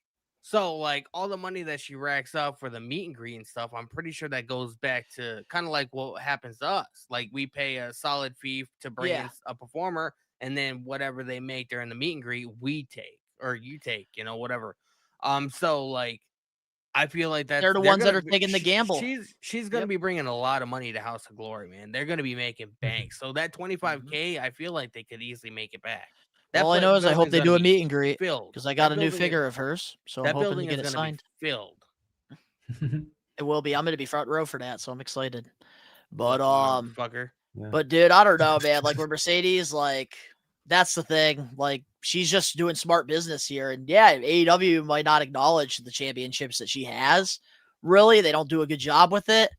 But like, this is just smart business for her, because this is money that's going into her pocket. Yeah. And like, this could end for her tomorrow. You know what I mean? Like, Exactly. when you're a pro wrestler, like, you can get injured getting into the ring. Look at Buddy Matthews. Like, he literally does the same entrance he does every single week. I think we get it. He ended up tweaking his ankle, and he's been out since. I want to hear Dan Australia. Eddy. I want to hear Dan Eddy's thoughts on this, and then we'll move on to our last news. Oh, topic. I was going to say, keeping it short, I was not shocked at all hearing this news. I was kind of shocked of hearing the numbers, because, like Danny said, 25K doesn't seem that high for Mercedes Moné. And Donnie, what you were mentioning, when you visited Mercedes Moné to get that picture for Rage, she was in her own little booth, like closed off and everything. You had to like walk in and then I don't know how many bodyguards she had, but it was sort of like, she's been expecting this. Like, she's been making bank from the meet and greet. She's been asking this price. I feel like it's just now making attention because she just recently won her belt. And now it's making the news again. So, and having all these indie shocked at all. championships, like, that's why, like, this is news being talked about on Wrestling Podcast. And let me tell you, being at big event in New York, with her being there, she did have a line that entire time. And let me tell you, that line looped around this indoor track. She had people, and I guarantee you, big event definitely made their money. If a lot more than Jeremy, 25K. if Jeremy found a way to ever bring in Mercedes and had Mercedes take one of the Blitzkrieg belts and like have that showcase on like AWTV or whatever, do you know what that would do for Blitzkrieg as a company? That would be next level stuff, man. Yeah, and I was getting a lot of shit for making my thoughts on that stuff. But all right, well, we'll have to wait and see what happens. Let's see what independent promotion is going to pay her 25K. All right, our last news. Speaking of money and getting re-signed, Fightful Select has confirmed that Chelsea Green has re-signed a 5-year deal with the WWE. What's your thoughts on this? She's getting the U.S. title. I think she's going to get next year, to be honest. That's why she resigned, because I feel like she got whiff of kind of the booking that she's going to get in the long term. Is it a 5-year contract normal for you WWE wrestler? Yeah, it's usually like 3 to 5 years a lot of the times. Okay. Usually people sign 3. So I think it's been that way since TKO. I feel like they're going to do something big with either her and Ethan Page, or they're going to involve her in the storyline, because something's got to be done with the women's U.S. title. Like I like Julia as a Green's champion. the very first women's U.S. champion. Exactly. They've got to do something. They've got to rekindle it somehow, because she's not even getting airtime, and she's a champion. Like only backstage stuff, and that's not enough. Like with No, her, and she's over with the her crowd. Assistant, what's her name, is getting more attention Alba than Fire. her. No, not Alba Fire. Julia's assistant. Oh, Kiana James. Kiana James, yeah. I think she's getting more attention than Julia, to be quite honest. I feel can think of two big reasons why, but that's just what I'm saying. I feel like with the backstage stuff and like Chelsea Green the last couple weeks has been like trying to offer Julia like a contract or whatever, or like an application or whatever to join her Secret Service. I feel like it's going to lead to eventually a match between Julia and Chelsea Green, which is going to ultimately lead to Chelsea Green getting the US Kiana title. turns on Julia, and then we get a babyface Julia, which could kind of help get her back on track. I could see that happening. And like Chelsea Green has already done stuff with Ethan Page. They were in a tag team match in one of the last. Yeah, they got crazy reactions too. Okay, Angelo, Julia has been in a feud with Tiffany, but that hasn't been going on for like at least a couple weeks. So, like I said, that she has to get more TV time. Listen, Julia hasn't done anything with the U.S. Championship. I don't want to see her with the WWE Women's Championship right now. I don't want to see her lose it, so that's why we're in a pickle. I will say Chelsea Green made that title prestigious, like with her entire gimmick. You know what I mean? I think she needs to win the title back. All right. Well, here's the issue. Here's the issue with Chelsea Green. They gotta find a balance with the seriousness and the comedy. Like they're leaning in too much into the comedy, and they gotta really find that balance, because Chelsea is so good at getting people over. She has the personality. She has the it factor to be a world champion and somebody that you can either freaking cheer for or you can absolutely despise. She could do it both ways. And I think that with this 5-year extension, this is a great move for WWE, because you want selfless people on your roster and in the locker room. And Chelsea has said she is here to make moments. And it's about her character work. She wants to be larger than life. And that is what WWE is all about. And I think that this is a perfect re-sign. I think that she fits so good with WWE. I just really hope within these 5 years, we can find that balance. And I really, really hope she gets a world championship opportunity at some point, because she is very passionate about this business. And I think it's only a matter of time before it's all it takes is one opportunity. And I think that she's going to get it. It's going to happen sooner rather than later. I just think as far as the U.S. title being challenged for, with the timing of her new contract, I feel like the first contract title defense that Julia has, Chelsea Green would be involved. That's just my gotta do something. feeling. They have to do something, yeah, in general. I'm just throwing all this shit out here. Like I even said, what's her name? Tatum Paxley. Yeah. got it right. I feel like even her can go challenge Julia for the U.S. title, and that'd be like a huge pop. And like, oh my god, like main event topic, you know? Mm-hmm. But congratulations, Chelsea Green, on securing the bag and re-signing with WWE. Hopefully, we get Matt Cardona next. But I think it's time to put somebody over. Every week, we do this thing called the Getting Put Over segment. We pick one past, present, or future professional wrestler, and we put them over. We talk about the defining moments, the accolades, the rivalries, the segments, and our biggest what-ifs. It's time to put a new wrestler over in the We Are Wrestling Getting Put Over segment. Oh, yeah. It's another week live on a Wednesday for the We Are Wrestling podcast, which is every Wednesday, 5 p.m. Eastern Standard Time over on the We Are Wrestling YouTube channel. And this is one of our favorite segments to do on the show because we get away from the weekly news. We get away from the TV recaps. And we go back and we put somebody over. And last week, we put over the runt of the family, Spike Dudley. And this week, Dan Eddy, who did you pick for getting put over? I picked DDP, Diamond Dallas Page. Oh, yeah, we are going to be putting over DDP today.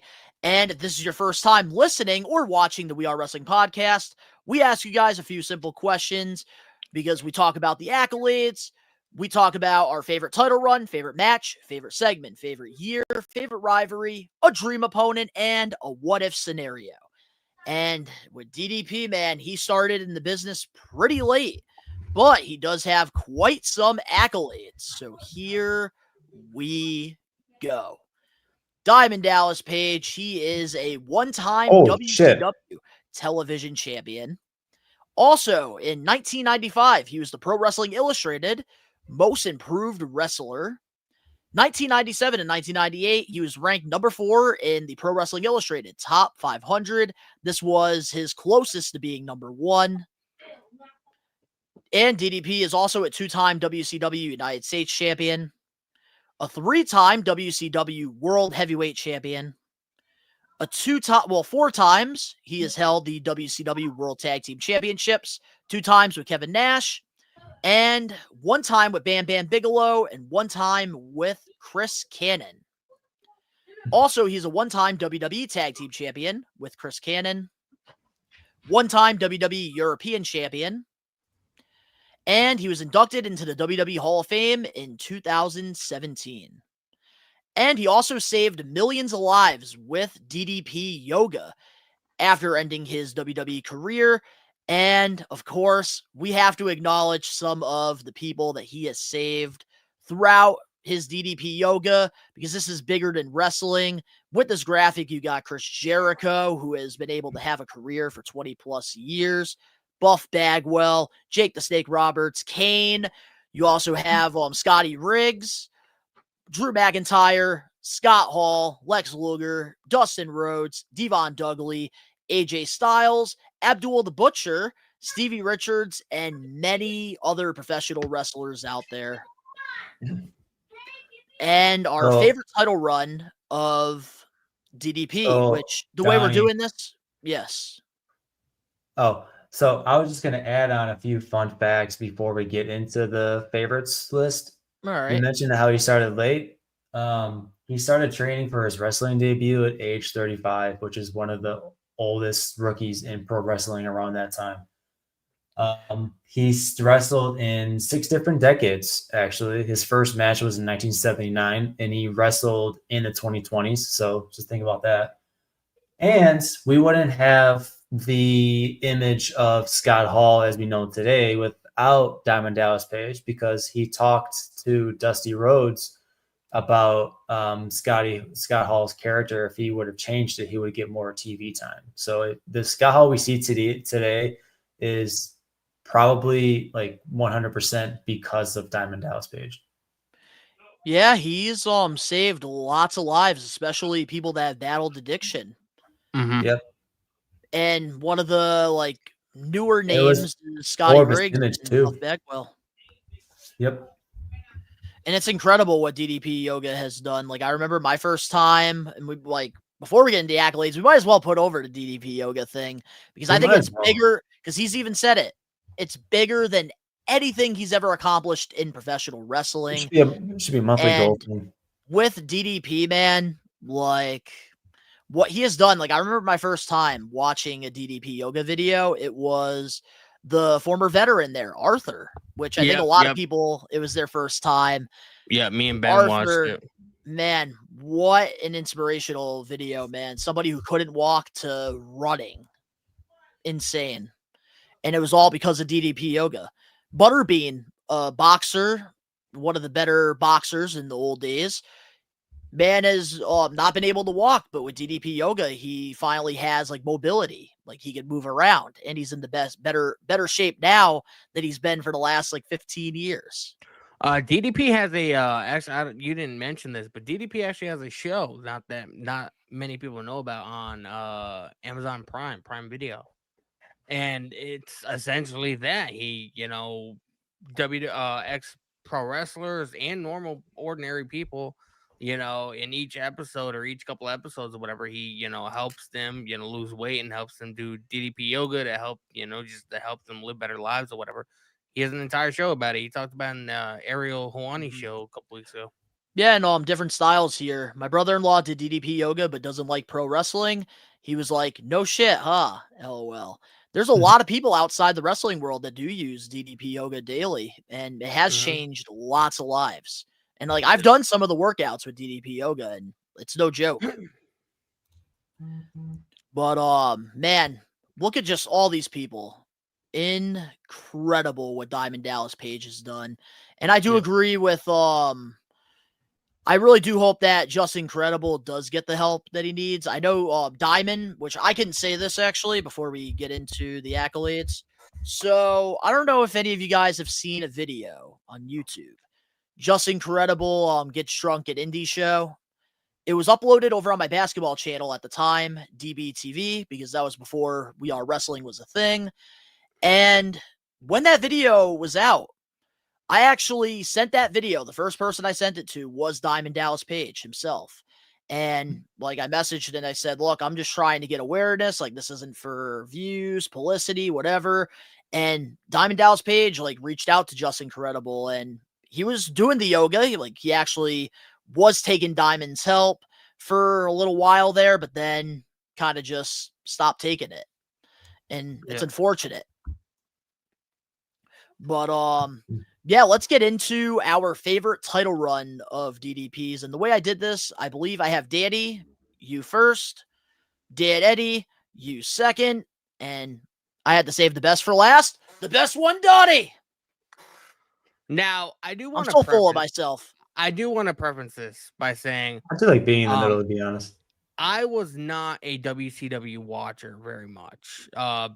Back in the day, like I think there was a show on Wednesdays or whatever that would be on. I think it was Thunder or something like that. Yeah, like Feel the Thunder. Yeah. I would watch that once in a while, but I was not a WCW fan. Like I would not pick that over WWE Raw. So and back then obviously there was no DVR. You couldn't just tape one and then watch one live and then go back unless you were unless you had two TVs, you could tape it on VHS. But back then, that wasn't much of an option. So I don't have any memory of any of the stuff that Diamond Dallas Page has done in WCW because I have no knowledge of any of it. Or if I do, I have no recollection of any of it. So, hold on. Like, I'm going to chime in here. As the producer, I do a really shitty fucking job. When somebody is off the show during a week, I usually let these guys know, I need your answers by this on this person on Sunday, which usually is not a lot of time for us full-time content creators and having shoot jobs and other things. So I will defend Danny here, and I've decided now, because if I want to be the host with the most, if I want to be the best one, really, starting today, whoever we have next, I will be sending it in the chat. literally after the show, so that Rage has 1 week, and all of us have 1 week to actually do homework and do our research. I know I do it all the time. I know I can tell Dan Eddy does it all the time as well. I got some stats too. But no, that's the thing. Like, as a producer, I got to do a better job with that. So, moving forward, homework is going to be very important, all right? And there's going to be no more excuses, Danny Huckins. It's going to be no more excuses.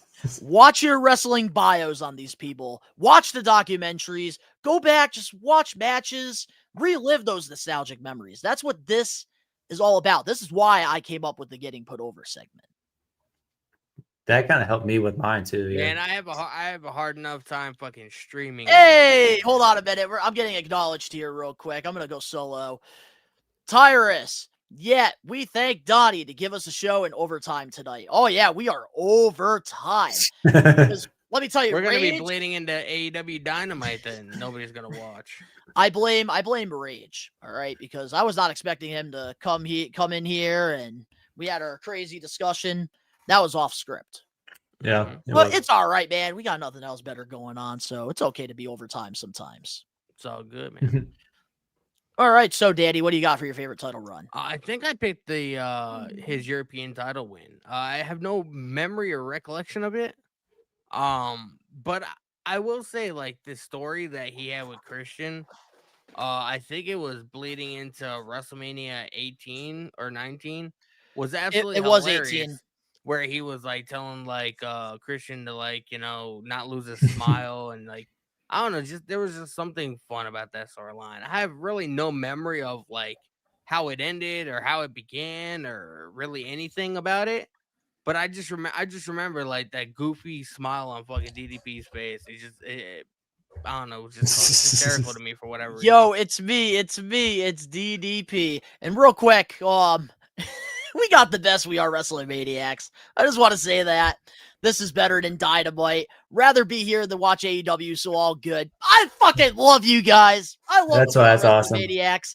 And we've been having consistent numbers throughout this entire episode, going overtime. So thank you guys. You guys are the best. We're consistent with our programming though. Every Wednesday, 5 p.m. Eastern. True. Yep. Be a part of the greatest wrestling community in the world. We don't have random 8-man tags just to get everybody on the show. Even though I do kind of wish like we were like competing in topics for 500K, like they get to in AEW. Imagine that. Dude, all I know is Donnie, all I know is I'm taking your ass to a trivia night and I am trying to win some money. Say less. If there's a wrestling theme, I am calling you. I'll get Rage to give me your number or something. I will just fucking have you on speakerphone. I'll give you my number after this. But what do you got, Dan, for us? Favorite title run? So I'm kind of in the same boat as Danny. I didn't really follow or pay attention to title reigns back then when I was a kid. I did watch Diamond Dallas Page a little far back because of what I'm about to mention later on. But I would have to say is 1999 WCW World Heavyweight Championship. It's not like huge or anything. It's his first career title. And the way he got it was kind of interesting because he defeated in a fatal 4-way match. He defeated Ric Flair, heel Hollywood Hulk Hogan, and Sting, with Randy Savage actually as a special guest referee. And I believe that I don't know where that was, but it wasn't his longest title reign, but it was kind of an important one because he established himself as like a true babyface. And I believe that was 1999. Yeah, that was sort of like a year or two after he's like catapulted himself onto the scene. So I think that was kind of a cool title run for him. Yeah, man. I also had to go with his first WCW World Championship as well. And man, the reason why I had to pick DDP's world title run is because of what we talked about in the beginning here. Like, he was one of the oldest guys to get into this business. Like, he started at the age of 35. He started wrestling at the same age I am right now. Yeah. Which is absolutely insane. And he obviously has longevity. There's still hope for you, Danny. I know, right? Let me still find a wrestling school somewhere. But man, with DDP like being you guys think You guys think I can become WCW champion someday? Maybe you if they can't bring even, it back. you can't even win the We Are Wrestling Championship. What makes you think? Oh.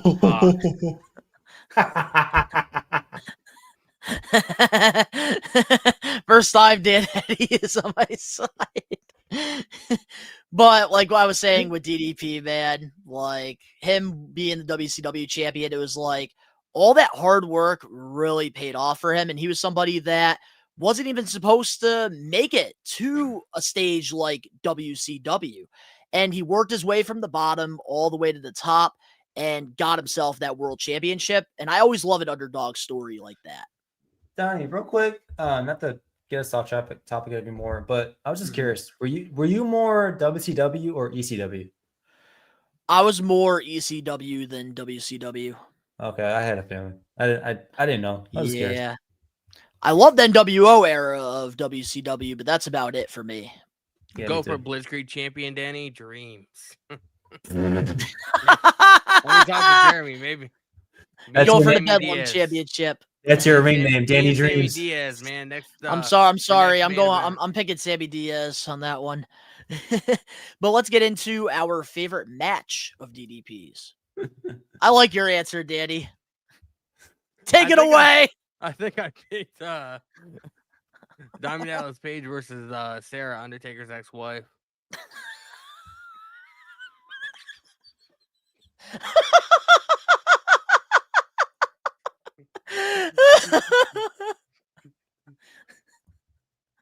He didn't have the most memorable run in WWE, bro. And I have no recollection of any of it outside of fucking Undertaker's wife beating his ass with a kendo stick. And the only reason I remember that is because I watched a Botchamania video the other day, and it was on there.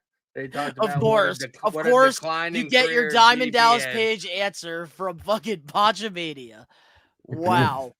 I can't believe I have the memory of a fucking mouse. Oh man. I will say this is a funny answer, and it was. I don't know about you, like, because I know a lot of your answers is like based off WWF in like 2001, 2002. Yeah. A lot of people really shit on like the stalker gimmick for DDP, but like it wasn't as bad as people say. I actually liked it, man. It was different. But like I was one that actually like enjoyed DDP's like short run in WWE. I just wish maybe he got more wins. But obviously Vince had to prove a point that he was more superior to WCW. But what do you got for us, Dan? My favorite match was DDP versus Randy Savage in a no DQ match in WCW Spring Stampede in 1997. That entire match, I feel, well, first of all, they had the PL, or I think back then they called it pay-per-view. They had like backstage promos as they were walking up into the arena or to the ring. I thought that was kind of cool. They didn't just like play their music and then they walk out. I feel like we should bring that back. But there's so many things old school they got to bring back. there was a whole storyline of this building up to this match, and it was like they were I had it too, but I'll bring that back later. The thing about this match was the match that kind of catapulted DDP's career. Like it just became him one of the top baby faces in the company because there was a interview, I think it was with Diamond Dallas Page, with somebody I don't know he was interviewing with, or he was being interviewed by, but he was talking about the story of them in the back locker room. It was just him and Randy Savage, and somebody came in, I think it was one of the producers, and they asked Randy Savage what he wanted to do. And I can't do my Randy Savage impression anymore, but he's like, "What you gonna do? I think I want to man. Oh yeah. I think I want to take the diamond cutter. I think I want to take the diamond cutter tonight. That's the best That you're sounds gonna like get. Danhausen. What the fuck? That's the best you're gonna get. All right. That's talk somebody I shit. want to put over eventually when he has like more time in WWE when he leaves AEW. He mentioned that Randy Savage said that he wanted to take the diamond cutter. And back then, when we talk about somebody's finisher, Take it easy, it's like man. that is like what the name is, finisher. That's the move that ends the match. So he's saying that he wants to give Dallas Page the match and help him get put over, which is what we're doing today. And I think that was really cool. It was actually his first win over Randy Savage ever in a pay-per-view main event, and it just helped him get over as a top babyface since then. And especially with Macho Man being like a first-class Hall of Famer and being one of like the top guys that came from WWE to WCW, like this is what really helped Diamond Dallas Page like become an established homegrown WCW star. And just rewatching that match too, it was just entertaining to look back at it. Like I remember watching it as a kid. I don't know where it was. Maybe it was just at my house somewhere. I wasn't like out at like a I don't know, restaurant or something. But yeah, I remember watching that match and just enjoying it. And I enjoyed it rewatching it too. Remember before the RKO, DDP made the cutter famous. What I think that's what really helped him though. That really helped him in his wrestling career. Mm-hmm. The one thing I remember from Diamond Dallas Page is I remember his role in Ready to Rumble with David Arquette. Underrated movie. Oh man, that movie. If you guys haven't seen that movie, bro, watch it. What do you got for our favorite match of your? Or wait, no, it's my turn. What the It's your hell turn. am I doing here? You're getting so confused. weird with the rotations. I am very confused. But my favorite match of DDP's, I had to go with the tag match at Bash in the Beach 1998 with Karl Malone teaming up with DDP to go against Dennis Rodman and Hollywood Hulk Hogan. This was really one of the first times like WCW did something like outside the wrestling world with this, because around the time in 97, 98, the Chicago Bulls with Michael Jordan, Scottie Pippen, and Dennis Rodman went back-to-back. They went into finals against the Utah Jazz at the time, who had John Stockton and Karl Malone. And I'm a huge basketball fan, and I'm obviously a huge wrestling maniac. So to combine the two in a tag match at Bash at the Beach, I thought was great, because if you watch those games from back in the day with the finals, man, Karl Malone, Dennis Rodman, two guys that played the power forward position, they would freaking elbow each other. They would go all out for their teams. They were pretty much the blue collars of their basketball teams. And with Dennis Rodman, obviously, man, like one of my favorite celebrities to ever cross over into wrestling, and Karl Malone and Dennis Rodman, oh man, they held their own throughout this entire match. And it's one of those celebrity matches that if you haven't checked it out, I would go watch it. Even the build up to it. I saw that match and I was like, Donnie's gonna definitely pick this one. I've been thinking for a while, Yes, like sir. if I get free time to go back and rewatch some of those old nitros from like Dude, subscribe to the 98, WCW 99. YouTube channel. They put on this stuff over there. They have full matches free. too. It's free, which you can't go wrong. Just like We Are Wrestling, if you subscribe to the channel, it's for free. I'm waiting for them to make an ECW one, because there's an ECW YouTube channel that was made last November and nothing has been put on it yet. I'm thinking that WWE is going to be using it. Yeah, I'm already subscribed to it. I've been waiting for over a year. But what do we got for our favorite segment of DDPs? Oh God, I can't remember what I put. Here, there's the graphic for you. Oh yeah, the reveal, man. This is where it got revealed that DDP was the one that was stalking Undertaker's wife. We sort of talked about it a little while ago. Like, I feel like it was underrated, because like when you look at DDP, you know, especially back in like 2001 or whatever, he kind of looked like somebody that would do that kind of shit. You know what I mean? So like, it's not out of character. So I don't know. I just really enjoyed it. You know, a lot of people are like, "Oh, this was shit. This was ass. This was, you know, it ruined his career." I mean, bro, WWE obviously thought very highly of DDP. if literally he first comes into the company and they want to put him in a program against the Undertaker. Yeah, like they must think very highly of even. Yes, he never won against Undertaker, not even in a tag team match. But like, just thought that they wanted him to be in a program with somebody like Undertaker, bro. Like, I don't know. That's like a compliment. Even if you don't win a match, that's a fucking compliment. And then also like around this time too, like it didn't really help either that like you had to pretty much like share the locker room. Like these WWF guys had to share with WCW. You only had 2 hours of Raw, 2 hours of SmackDown, and there's only so much time. And with DDP, like it was just unfortunate that they never really gave him that break he needed. But what do you got for us, Dan Eddy, for your favorite segment? So I went a little off script. So I chose my favorite moment with DDP was playing the WCW / NWO Thunder video game back. Yeah, that's that beauty right there. Bro. I had that on PlayStation 1, and that was my first ever wrestling video game that I owned. Come to think of it, and I played multiple times as DDP.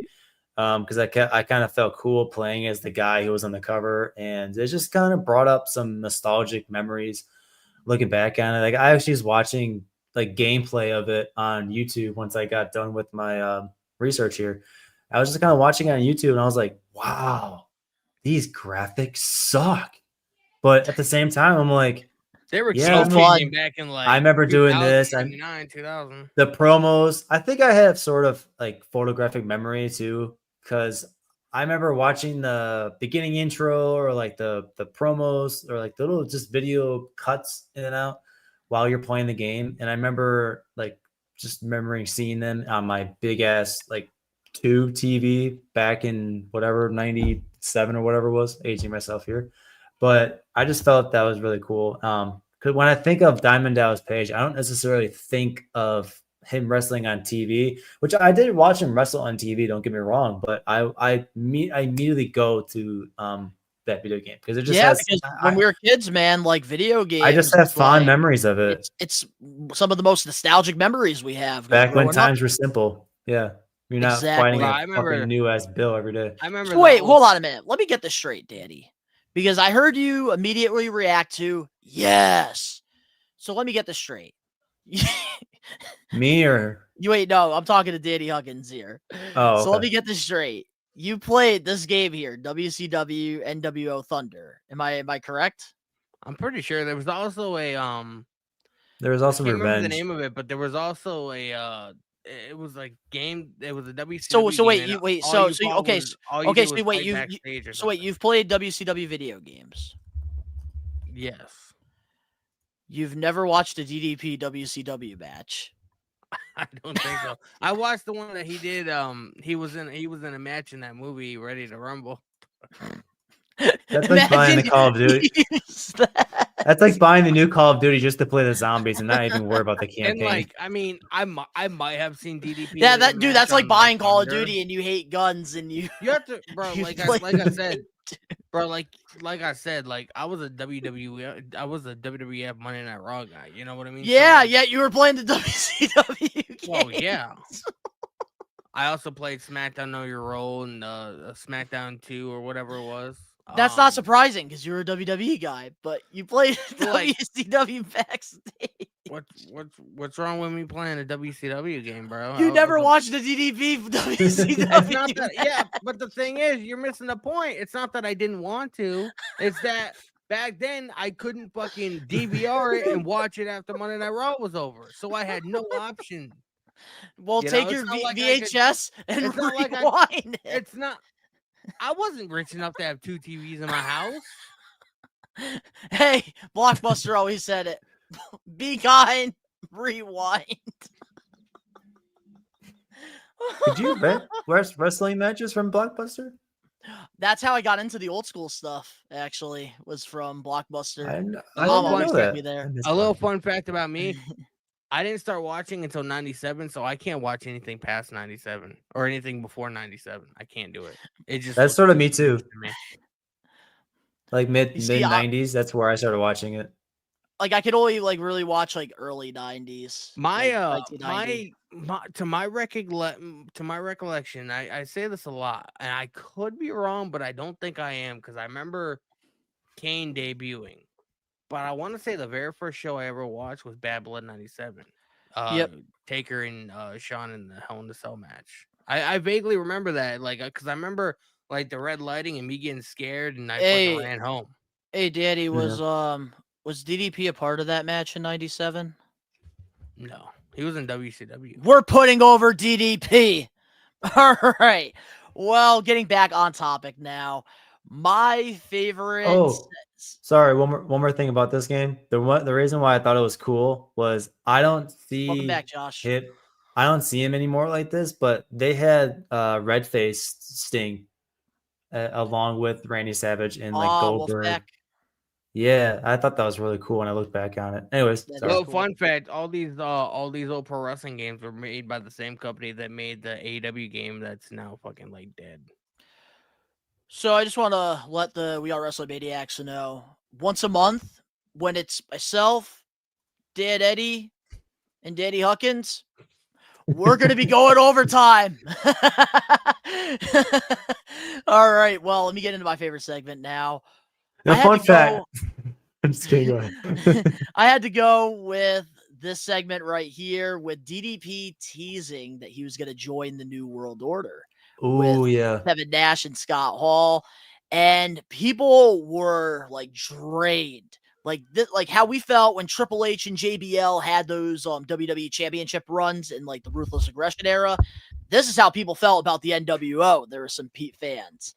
And DDP, one of the last like guys that actually can put up a fight against one of these NWO people, ends up joining the dark side, wears the shirt, everything, and then hits the diamond cutter on both of them and runs into the crowd. I thought that was a really cool moment right there. I think he did Kevin Nash first too, because the other guy was like facing the crowd, like cheering, and then Scott all of a sudden Hall, you see. Yeah. I think you see. Was this Scott Hall? It was Scott Hall. Yeah. That he did the diamond cutter on. No, I think it was Kevin Nash. I think it was diamond cutter on Scott Hall. Actually. Really? All I know is Kevin one Nash, of them, like as in the picture shows, but I remember Kevin Nash was like, "Oh my god, what?" It was a really cool moment. But let's get into our favorite year of DDPs. What do you got for us, Daddy? I think I put like 2001 or 2002. Pretty much WWF. Yeah, WWF. Like my knowledge about DDP is very minimal. You know what I mean? Because for reasons that I've already mentioned.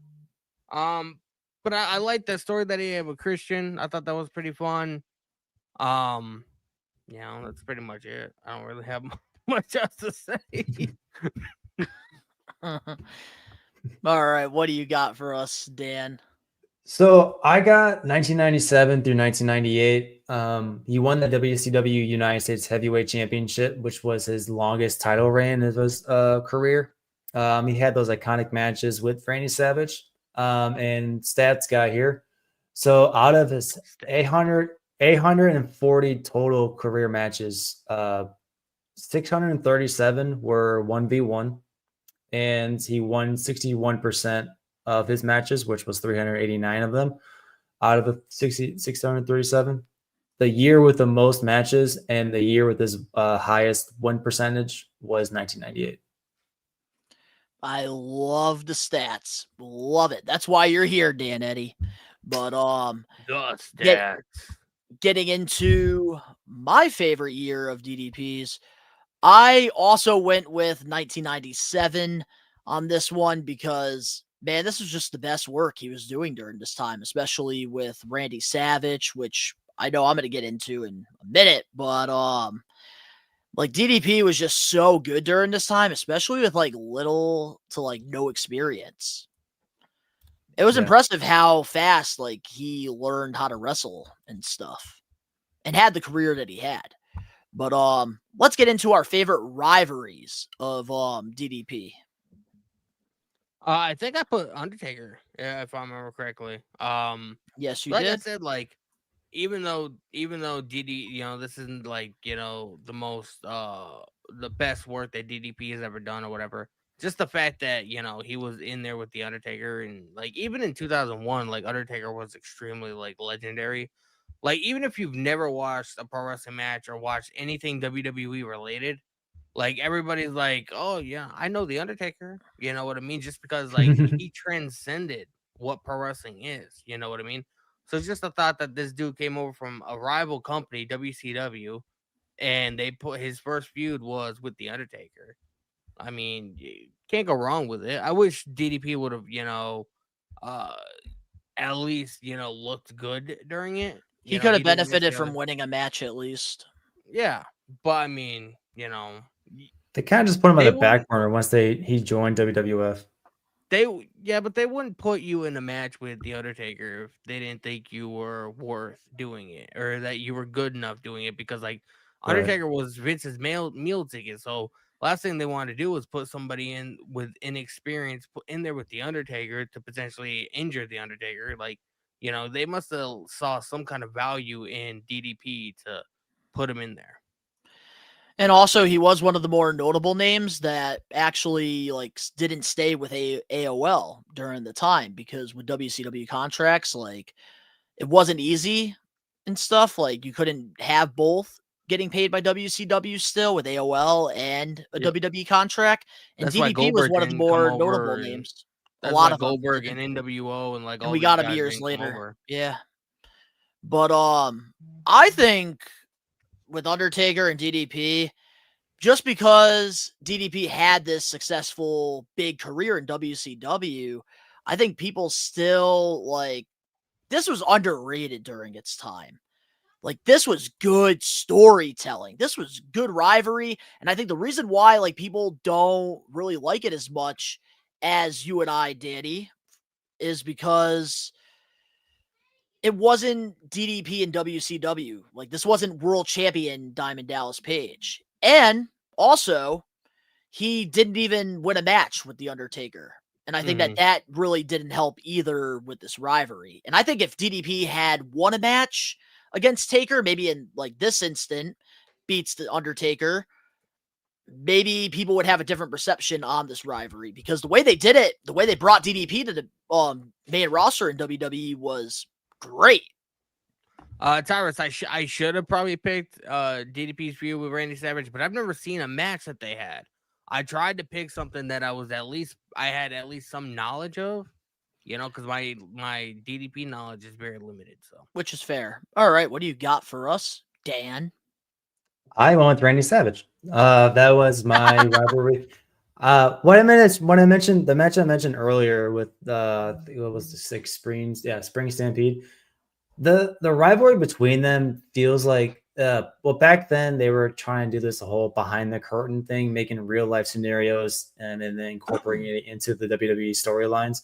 So the fact that he was kind of bullying him and his lady friends, Miss Elizabeth was bullying DDP's wife, Kimberly Page, that made it personal. And when it's, the stories kind of get personal, like, with like Seth Rollins and CM Punk, or like Seth Rollins and Matt Riddle or whatever, the story just gets even better. It puts DDP even more over as the top babyface in the company.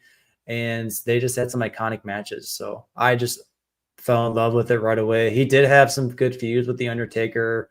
And I believe there was some other ones too. I can't think of them right now, but I just remember watching him. Why is DDP dressed like a skeleton? I don't know. That was just kind of one of their matches. That might have been Halloween Havoc in like 1998, Donnie. No, this was actually this is when he was doing the LA on La Parka. Like he dressed up as LA La Parka.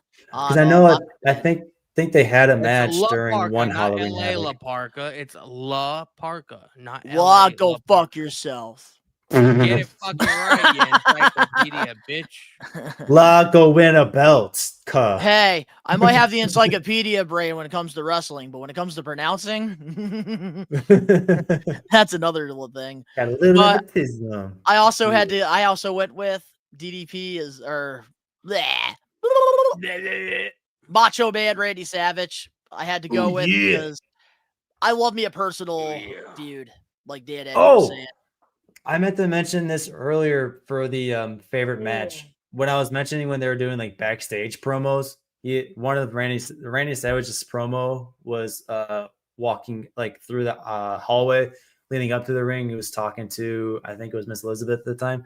He was talking about like the party afterwards after he gets done with the Diamond Dallas Page. He's like step into a lot of Slim Jims. Yeah. And I was like, that's where it came from. I forgot about that. That's why he's a Slim Jim guy. It was so cool to hear him actually say it, not just like the commercial part of it. But I just think they brought out the best in each other during this time. And like, if I were to say who Macho Man's best rivalry was in WCW, I would have said DDP.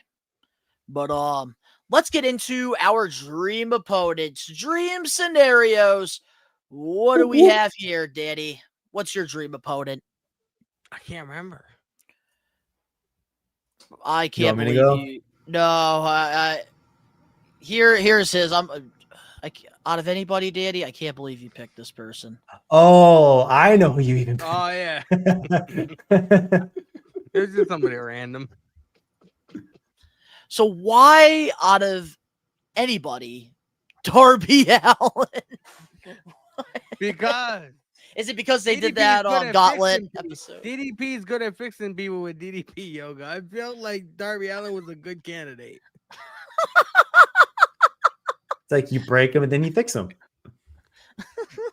Bring them more business. Play an operation with Darby Allin. All right, what do you got for us, Dan? Oh my gosh. So I kind of went with the low-hanging fruit here. We mentioned it earlier. I did prime Diamond Dallas Page, like 1997 or whatever, against 2004 Randy Orton, the Battle of the Cutter. And somebody in the comments or somebody mentioned it was the RKO is based on the Diamond Cutter. But my personal dream opponent, because I don't want to just like go with the low-hanging fruit all the time. I did Diamond Dallas Page versus Seth Rollins. And the way they do promos, what era watching Seth Rollins though? That I didn't know. I don't know. Not now, Seth Rollins, or when he was like 2016, 2017. I was gonna say like I would say like 2015. I like the future. Okay, yeah. Probably like mid 2010s, whatever. Anyways, he and Diamond Dallas Page kind of do promos the same way. And what I mean by that is like they get, it's kind of like they get hyped up even more on each word that they say. And then they have their kind of phrase at the end that they say, like I'm a visionary, revolutionary. And then Dallas Page goes, bang, when he makes a point at the end. And they're in ring work. Wow. It's very similar despite their size. Dallas Page is 6'5", 233, while Seth is only 6'1", and he's 216. So, all right. Well, my dream opponent. So here's some context real quick, because I feel like you guys this is somebody you're not even thinking about right now. Hornswoggle. When it comes to like we have a group chat, all four of us, and the way like we do things is a lot of the times like I have them send the answers in the group chat, but I never send my answers to them because I was just thinking that. So they never know what I'm gonna say. And here is my dream opponent. We have no choice but to send ours because you're the one that does the graphics. That's right. That's why, as a treat, you get a first reaction at my dream opponent right now without knowing. Oh, shit. Who is this? I think this is going to blow your fucking minds out the water. This is way better than Randy Orton. This is way better than Seth Rollins. Just show the person. All right. Well, I have DDP Yoga versus Bo Dallas during the Believe era. That's my dream scenario here. This is like, I'm thinking like Vince McMahon booking right here when it comes to this. Because Bo Dallas Page. Here's the thing with DDP Yoga, it's inspiration. It's inspiring to millions of people. He saved millions of lives. And with Bo Dallas, he wanted people to believe in yourself. So I thought You that know what this I could be a fun believe little in? feud. You know what I believe in? This era of Bo Dallas, I watched a video of him getting arrested drunk at an airport. That shows what he thought about the Bo Leave character. Well, I think that this would have been inspiring to millions of people if we ever got this with DDP Yoga versus Bolieve. That's a I respect WrestleMania it. main event dream match right there. I respect it. You put in some thought into it. I like it. Lower mid card. All right, let's get into our what if scenario, and then we can get into the shoes for our main event topic. So for mine, I think I put like what if DDP was treated like a powerhouse, like like he was in WCW and WWF. Like he was a big star in WCW, from my understanding, and like he came over to WWF. It didn't seem like they had much of a direction or much of like wanting to push him to be like a main event guy. You know what I mean? He sort of came in like a member of the job squad. Like, he was in that feud with the Undertaker, and it was cool for, at the beginning of it. And then like when it was just pretty much Undertaker and Sarah beating Diamond Dallas Page's ass every week, kind of got tiring, So like what if they treated Diamond in WWF like they did in WCW and made it like really like push him to the forefront, made him win the WWF title, and like really like made him a big deal. I like that. You definitely put some thought into that. What do you got for us, Dan Eddy? What's your what if scenario? I say, what if DDP actually joined the NWO and did this heel turn? He's well known for his babyface run. He was kind of coined the People's Champion. And I feel like that's part of why he didn't have a great run at the beginning of WWF, because there was this kind of option to have him go like have this storyline with The Rock and like kind of be coined who is the real People's Champion. But ultimately they gave that booking to Booker T. That's why Dallas Page was more with the Undertaker, which I mean, very understood. He had a good storyline to start off with. But he had babyface run. He was against Randy Savage, against Goldberg, etc. And this kind of could have like created a new creative path on his heel turn with his career in WCW, and it might have actually worked, giving his charisma and the way he had, like with the way he was over with the crowd. He could have had one of the better, like maybe even the best heel title runs like in history. I like that because he was a babyface like mostly throughout his WCW run. So like him joining NWO, maybe he would have been having more world championships or having more accolades, because they did treat the NWO people a lot better than the WCW people. So here's my what if scenario, and mine is, what if DDP Yoga was discovered years prior? Because a lot of the times, like with the stories we hear in interviews, podcasts, like there's a lot of wrestlers that are like past their prime, that aren't wrestling anymore, don't really have careers, and they can't really walk, like their like mobility. And like what if like DDP Yoga was a thing like 20 years ago? Like would like the steroids have been abused? Because especially with like DDP Yoga, and like especially with all like the technology that we have in 2025, like wrestlers are adding years to their careers.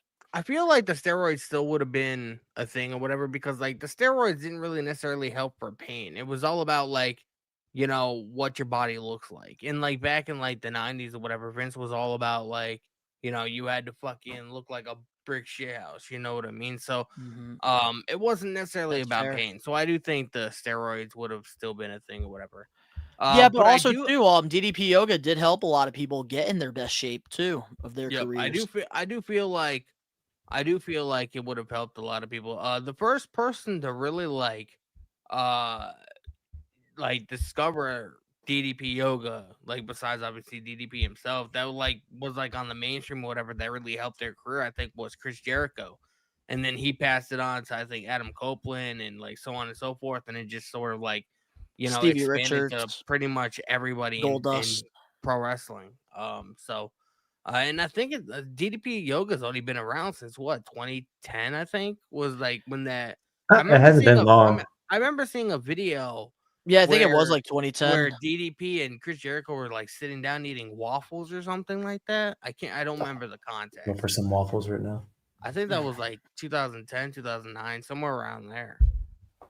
Yeah.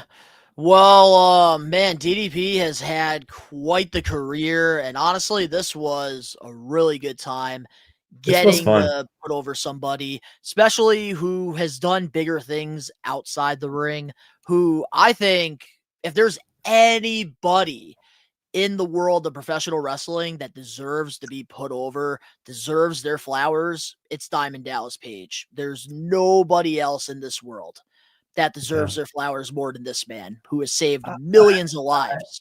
I want to get a PlayStation 1 and play that game now, looking back at it. Just playing all the old wrestling games with him in it. All right. Well, with that being said, next week for the Getting Put Over segment, Danny Huckins, you were absent last week, so it is your turn for next week's Getting Put Over. Who are you guys going to be putting over? Well, I'm absent. I think I picked Dean Ambrose / John Moxley. All right. Well, next week you guys will be able to put over Dean Ambrose, John Moxley. I can't wait to be in the live chat with the rest of the We Are Wrestling Maniacs here. But man, what an episode it has been so far.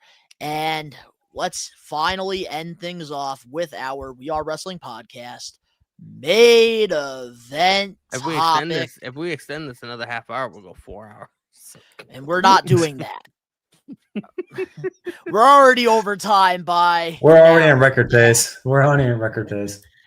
All right. Well, our main event topic is shoes. Let's get some shoes. Shoes is our main event topic. And oh boy, according to PW Insider, several major names, including Cody Rhodes, Brock Lesnar, and Roman Reigns, and Brock Lesnar. Oh, I already said Brock Lesnar. Wow. We're all at the Performance Center filming material, which now has been the WrestleMania 42 poster. So how do we feel about this whole tease? Because I know there was possible scenarios that Jericho could be coming to WWE. Santos Escobar, because he just re-signed with WWE. Let's get some shit. Let's get some shit. Hey, we're going to get copywritten. Stop it. Stop it right now. But yeah, so with WrestleMania 42, we got the official poster, we got the teaser video, and the 4 shoes have been revealed in this video. And there's a lot of people that are not happy about this at all. What are your guys' thoughts?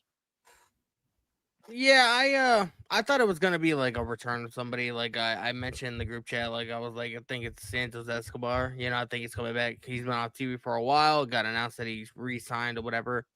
And you know, I assumed that he was gonna be coming back as a new character or whatever they gonna you know, revitalize him. But I also thought maybe like Tony D'Angelo, like maybe that was like a vignette for like his I thought it was him at first debut too, for NXT. I can't say I'm upset that, you know, it's just a promotional thing for WrestleMania. Like, you knew they were around this time is usually when the like promotion starts ramping up for WrestleMania because they only have a couple more months. You know what I mean? Like, and they got to sell out a stadium. In like a month and a half, we'll be at 2026. You know what I mean? Then we're gonna be at the Rumble, Elimination Chamber, and then Mania. Man, so you like, you know. Yeah. They were eventually going to do this, and usually around this time is when they do start, you know, the heavy marketing for WrestleMania. So, like, I understand the fan backlash about it, but I can't say I didn't feel that way. I was just like, oh, okay, you know, we were all wrong. Okay, you know, they're going to have to promote WrestleMania, and like the fact that it's in Vegas, heavily gambling, you know, gambling city. You know what I mean? Like. I'm not surprised, to be honest with you. I am not really surprised either. I kind of just watched the video and be like, oh, okay, cool. Just like Danny was mentioning, I am kind of frustrated with like Brock and Cody and the usual faces on there are on the poster because it kind of just gives it away of like what they're gonna do for the matches. Like, granted, yes, they are like the faces of the company, whether they're heel or not. But I just feel like they could have done something a little bit different. I will say I'm disappointed that we didn't get Rhea Ripley or a female wrestler. I think we should have had at least one of them. Or any female wrestler, yeah. Yeah, I know that. I know that was part of the complaining, but like I'm honestly not surprised. I think this might be a hot take, but I think because there was a lot of backlash of them doing WrestleMania in Vegas again, like they just did it last year in Vegas. They might get some fans that turn back around or come back around if they had like night one be a female main event. When was the last time the females main event at the WrestleMania? I think that was Charlotte, Becky, and Ronda. I think was the last. Was that for without? Was that a main event? That was a women's match. Was that Becky 2 belts? Yes, I think so. That was what 2018. That was before COVID. That was the last WrestleMania, I think, before COVID hit. I think. Yeah. Or no, 2 WrestleManias before. I can't So remember. 2018 around there. That was the last time. Like, it was the same Mania that Seth Rollins in the first match he beat Brock Lesnar. He was the Slayer, the Beast Slayer, or whatever. Oh, and he had the iconic one when he swore on that belt Mm-hmm. behind stage. I think that's 2017, if I'm not mistaken. But granted, like that's kind of what they should do. And I thank you for mentioning that, Donnie, because I did not notice that until now. And now I'm kind of getting upset about it because they need to get their flowers. And first of all, they need WWE Evolution to be a main PLE every year. They need to have more main event female wrestling matches, whether it be fucking SmackDown or WrestleMania. And that, in a way, can have people come back around. But okay, well, maybe it might work. Maybe it'll sell actually more tickets because I don't feel like they're going to get the amount of ticket sales that they got last year. Definitely not. I agree, especially with the TKO price increase. But I do want to read a comment here from Angelo, one of our We Are Wrestling members in the live chat. They know what they were doing, not saying anything, just putting on Mystery T's shoes. So they had to know it would get attention, but not in a good way because nobody wants Mania in Vegas anyways. It's just a promotional poster right now. The official poster, if it is the official poster, then why the hell is Triple H on it? Because it ain't a wrestler. I think it is a promotional poster. That is because they're trying to advertise the ticket sales and stuff. But here's my thoughts on this. I put no energy into this whole shoe thing because I knew it was going to end up being something stupid like a promotional WrestleMania teaser video. And that's the problem with the IWC. Like, why do we always assume that something, holy shit, oh my God, is going to happen? I think if people don't give it the energy that they do, maybe they won't be as upset with the results. And for me, honestly, it was fucking shoes. I didn't care for it. It's fucking shoes. I wear shoes on my feet every day. Yeah, but the thing is, like, you know, with them having so many characters or whatever that like involve like, you know, dress shoes and like, you know, fancy outfits like a Santos Escobar, like and it blows my mind. It blows my mind that like we're suckers that still fall for this shit. Like, we should have known it was going to be a little Triple H fucking video because Triple H is trying to be like Dana White in UFC. I knew it wasn't going to be Jericho because his contract doesn't expire until December. Now, they could have easily, if it was like a promotional for like a debut or whatever, they could have extended it until then, you know. But it's unfortunate. WWE doesn't really do teasers like that anymore. Anyways, that's why like I didn't really put any effort into like dream scenario playing what ifs. They did it for Aleister Black. They did it for Rusev. Well, they did like not like those like just shoes and stuff. Well, no, but they did several weeks of teasers for Aleister Black. Yeah, and those were good. Exactly. Like, So you these were can't say just they don't do shoes. them. There was Yeah, but they actual effort put into it. But I don't know, just overall, like, I will say the poster, I think actually looks pretty fucking sick. Yeah. I actually like the poster or the I hope promotional this. poster. I hope this It reminds movie is me. so much better than last year, bro. Last year was ass. It reminds me of that picture of the dogs doing poker and the cards. Man, only if It Larry just was looked. in It there. just honestly, that picture looked AI like created, imaged. I honestly like. Which we talked about earlier on the Let's show. pull it up and see if there's any like AI generated imagery on there. Cause like you can always tell when it's AI because like the fingers would be in different places and they wouldn't match up and there'd be like little like key details or whatever that aren't there. But it It looks looks like like a it looks legitimate. yeah, it doesn't look like AI. I think it looks legitimate. I mean, you It's can hard always, to tell sometimes these days comb with it. like AI and Yeah. WWE and stuff. But wow, what a stacked episode here. Is there anything else you guys want to add or say before we close off this week's episode? Nah, man. Subscribe I'm to me. good.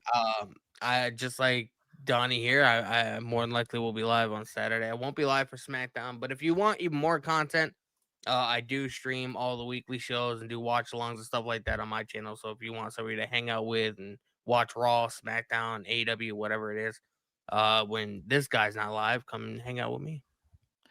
Hell yeah. And also, a couple things that we do want to plug. We still have our super chat goal of $100 by November 15th. This could be during any live stream. So if we reach this goal of $100 during the Survivor Series watch along, I must wear duct tape on my mouth during the entire live watch along. And if you want to see me wear duct tape and maybe a super chat, like if you need a reason to maybe think that I deserve duct tape, I would go rewatch those SummerSlam reactions and watch alongs because I did a lot of bitching and a lot of complaining, which is why the producers here want me to put duct tape on my mouth for Survivor Series. Hashtag duct tape Donnie.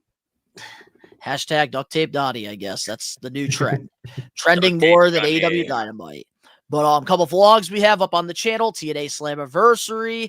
We have a brand new one, Blitzkrieg Pro, WWE fans' first indie show. Rod Muddy, huge WWE fan, went to his first independent wrestling show, which was Blitzkrieg Pro, and it's a must-watch vlog. Danny absolutely killed it with the editing, and man, it's a good vlog, which, speaking of vlogs, this Friday on the We Are Wrestling YouTube channel, the Bound for Glory vlog is coming up and will be out for you guys to watch. And this is the official thumbnail. I got to meet Leon Slater and Santino Marella. Hardys versus Dudleys won last time. It was a great show. And man, we got Eric Ellingson here. What's up, dudes? Eric! Time. The duct tape thing is kind of dumb. Well, thank you, because I agree. But yeah, guys, so with that being said, if you guys enjoyed this week's episode of the We Are Wrestling podcast, make sure to smash that like button now. Because we never stop talking. How are you still alive? Yeah, there's a lot of disagreements on a lot of the topics, Rage. That's why. Fun though. But hey, I did my job, so next week I get to take a break, which will be kind of nice. We had to go extra time because Donnie's gonna be off next week. We assure you we will not be going this long next week because Ben Rage likes to stay on one topic for maybe 5 minutes and move on. Not even. I'm so glad I wasn't here. Well, you can expect once a month to have 3-hour episodes of the We Are Wrestling podcast, which, believe it or not, our numbers actually Triple stayed Ds. consistent throughout. I mean, it gives us content, bro. It does, Yeah. but Triple D contest. Or podcast. Well, guys, if you enjoyed this episode of the We Are Wrestling podcast, make sure to smash that like button now. If you're not a We Are Wrestling Maniac already and you're listening to this episode wherever you get your podcasts, please give us a 5-star review, not just any review, a best one review, and download these episodes. And if you want to go follow us as well over on Facebook, Instagram, X, and TikTok for clips, wrestling news, interview clips from wrestlers. We're posting them over on the social medias. Go follow us there. And I'm glad I don't have the thing showing. If you're not a We Are Wrestling Maniac, you're already over on the YouTube channel where you get the best pro wrestling content, live episodes of the We Are Wrestling podcast every Wednesday, 5 p.m. Eastern Standard Time. And you get live watch alongs for all the WWE PLEs and WWE pay-per-view or AEW pay-per-views and WWE PLEs, reactions, vlogs, everything pro wrestling. Recommend you guys to hit that subscribe button now. Turn on the post notifications.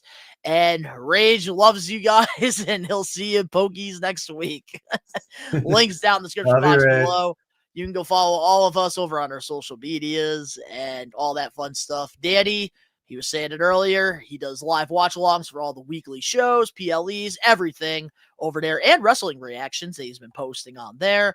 Dan Eddy, I don't even have your Twitch link anymore because you need to utilize this time and start making fucking content, bro. You're the only one in the group that doesn't do nothing. Whoa! Is that why I have a belt and you don't? He said the grind is real. I was just gonna say, you guys can follow me on Twitch. It's the same username, Dan_Eddy. Follow me if you guys want. I'm not promising anytime soon, but once I get some stuff figured out, I will be on Twitch. And once we hit episode 400, it'll start streaming. Dan, all you have to tell Danny Huckins is, I don't need to make other content on Twitch or YouTube or freaking MySpace because you're dedicated to We Are Wrestling only. Bro, we should make a We Are Wrestling MySpace account. But if you guys want to go check out my channel outside of We Are Wrestling, I do toy reviews, toy hunts, all that cool stuff.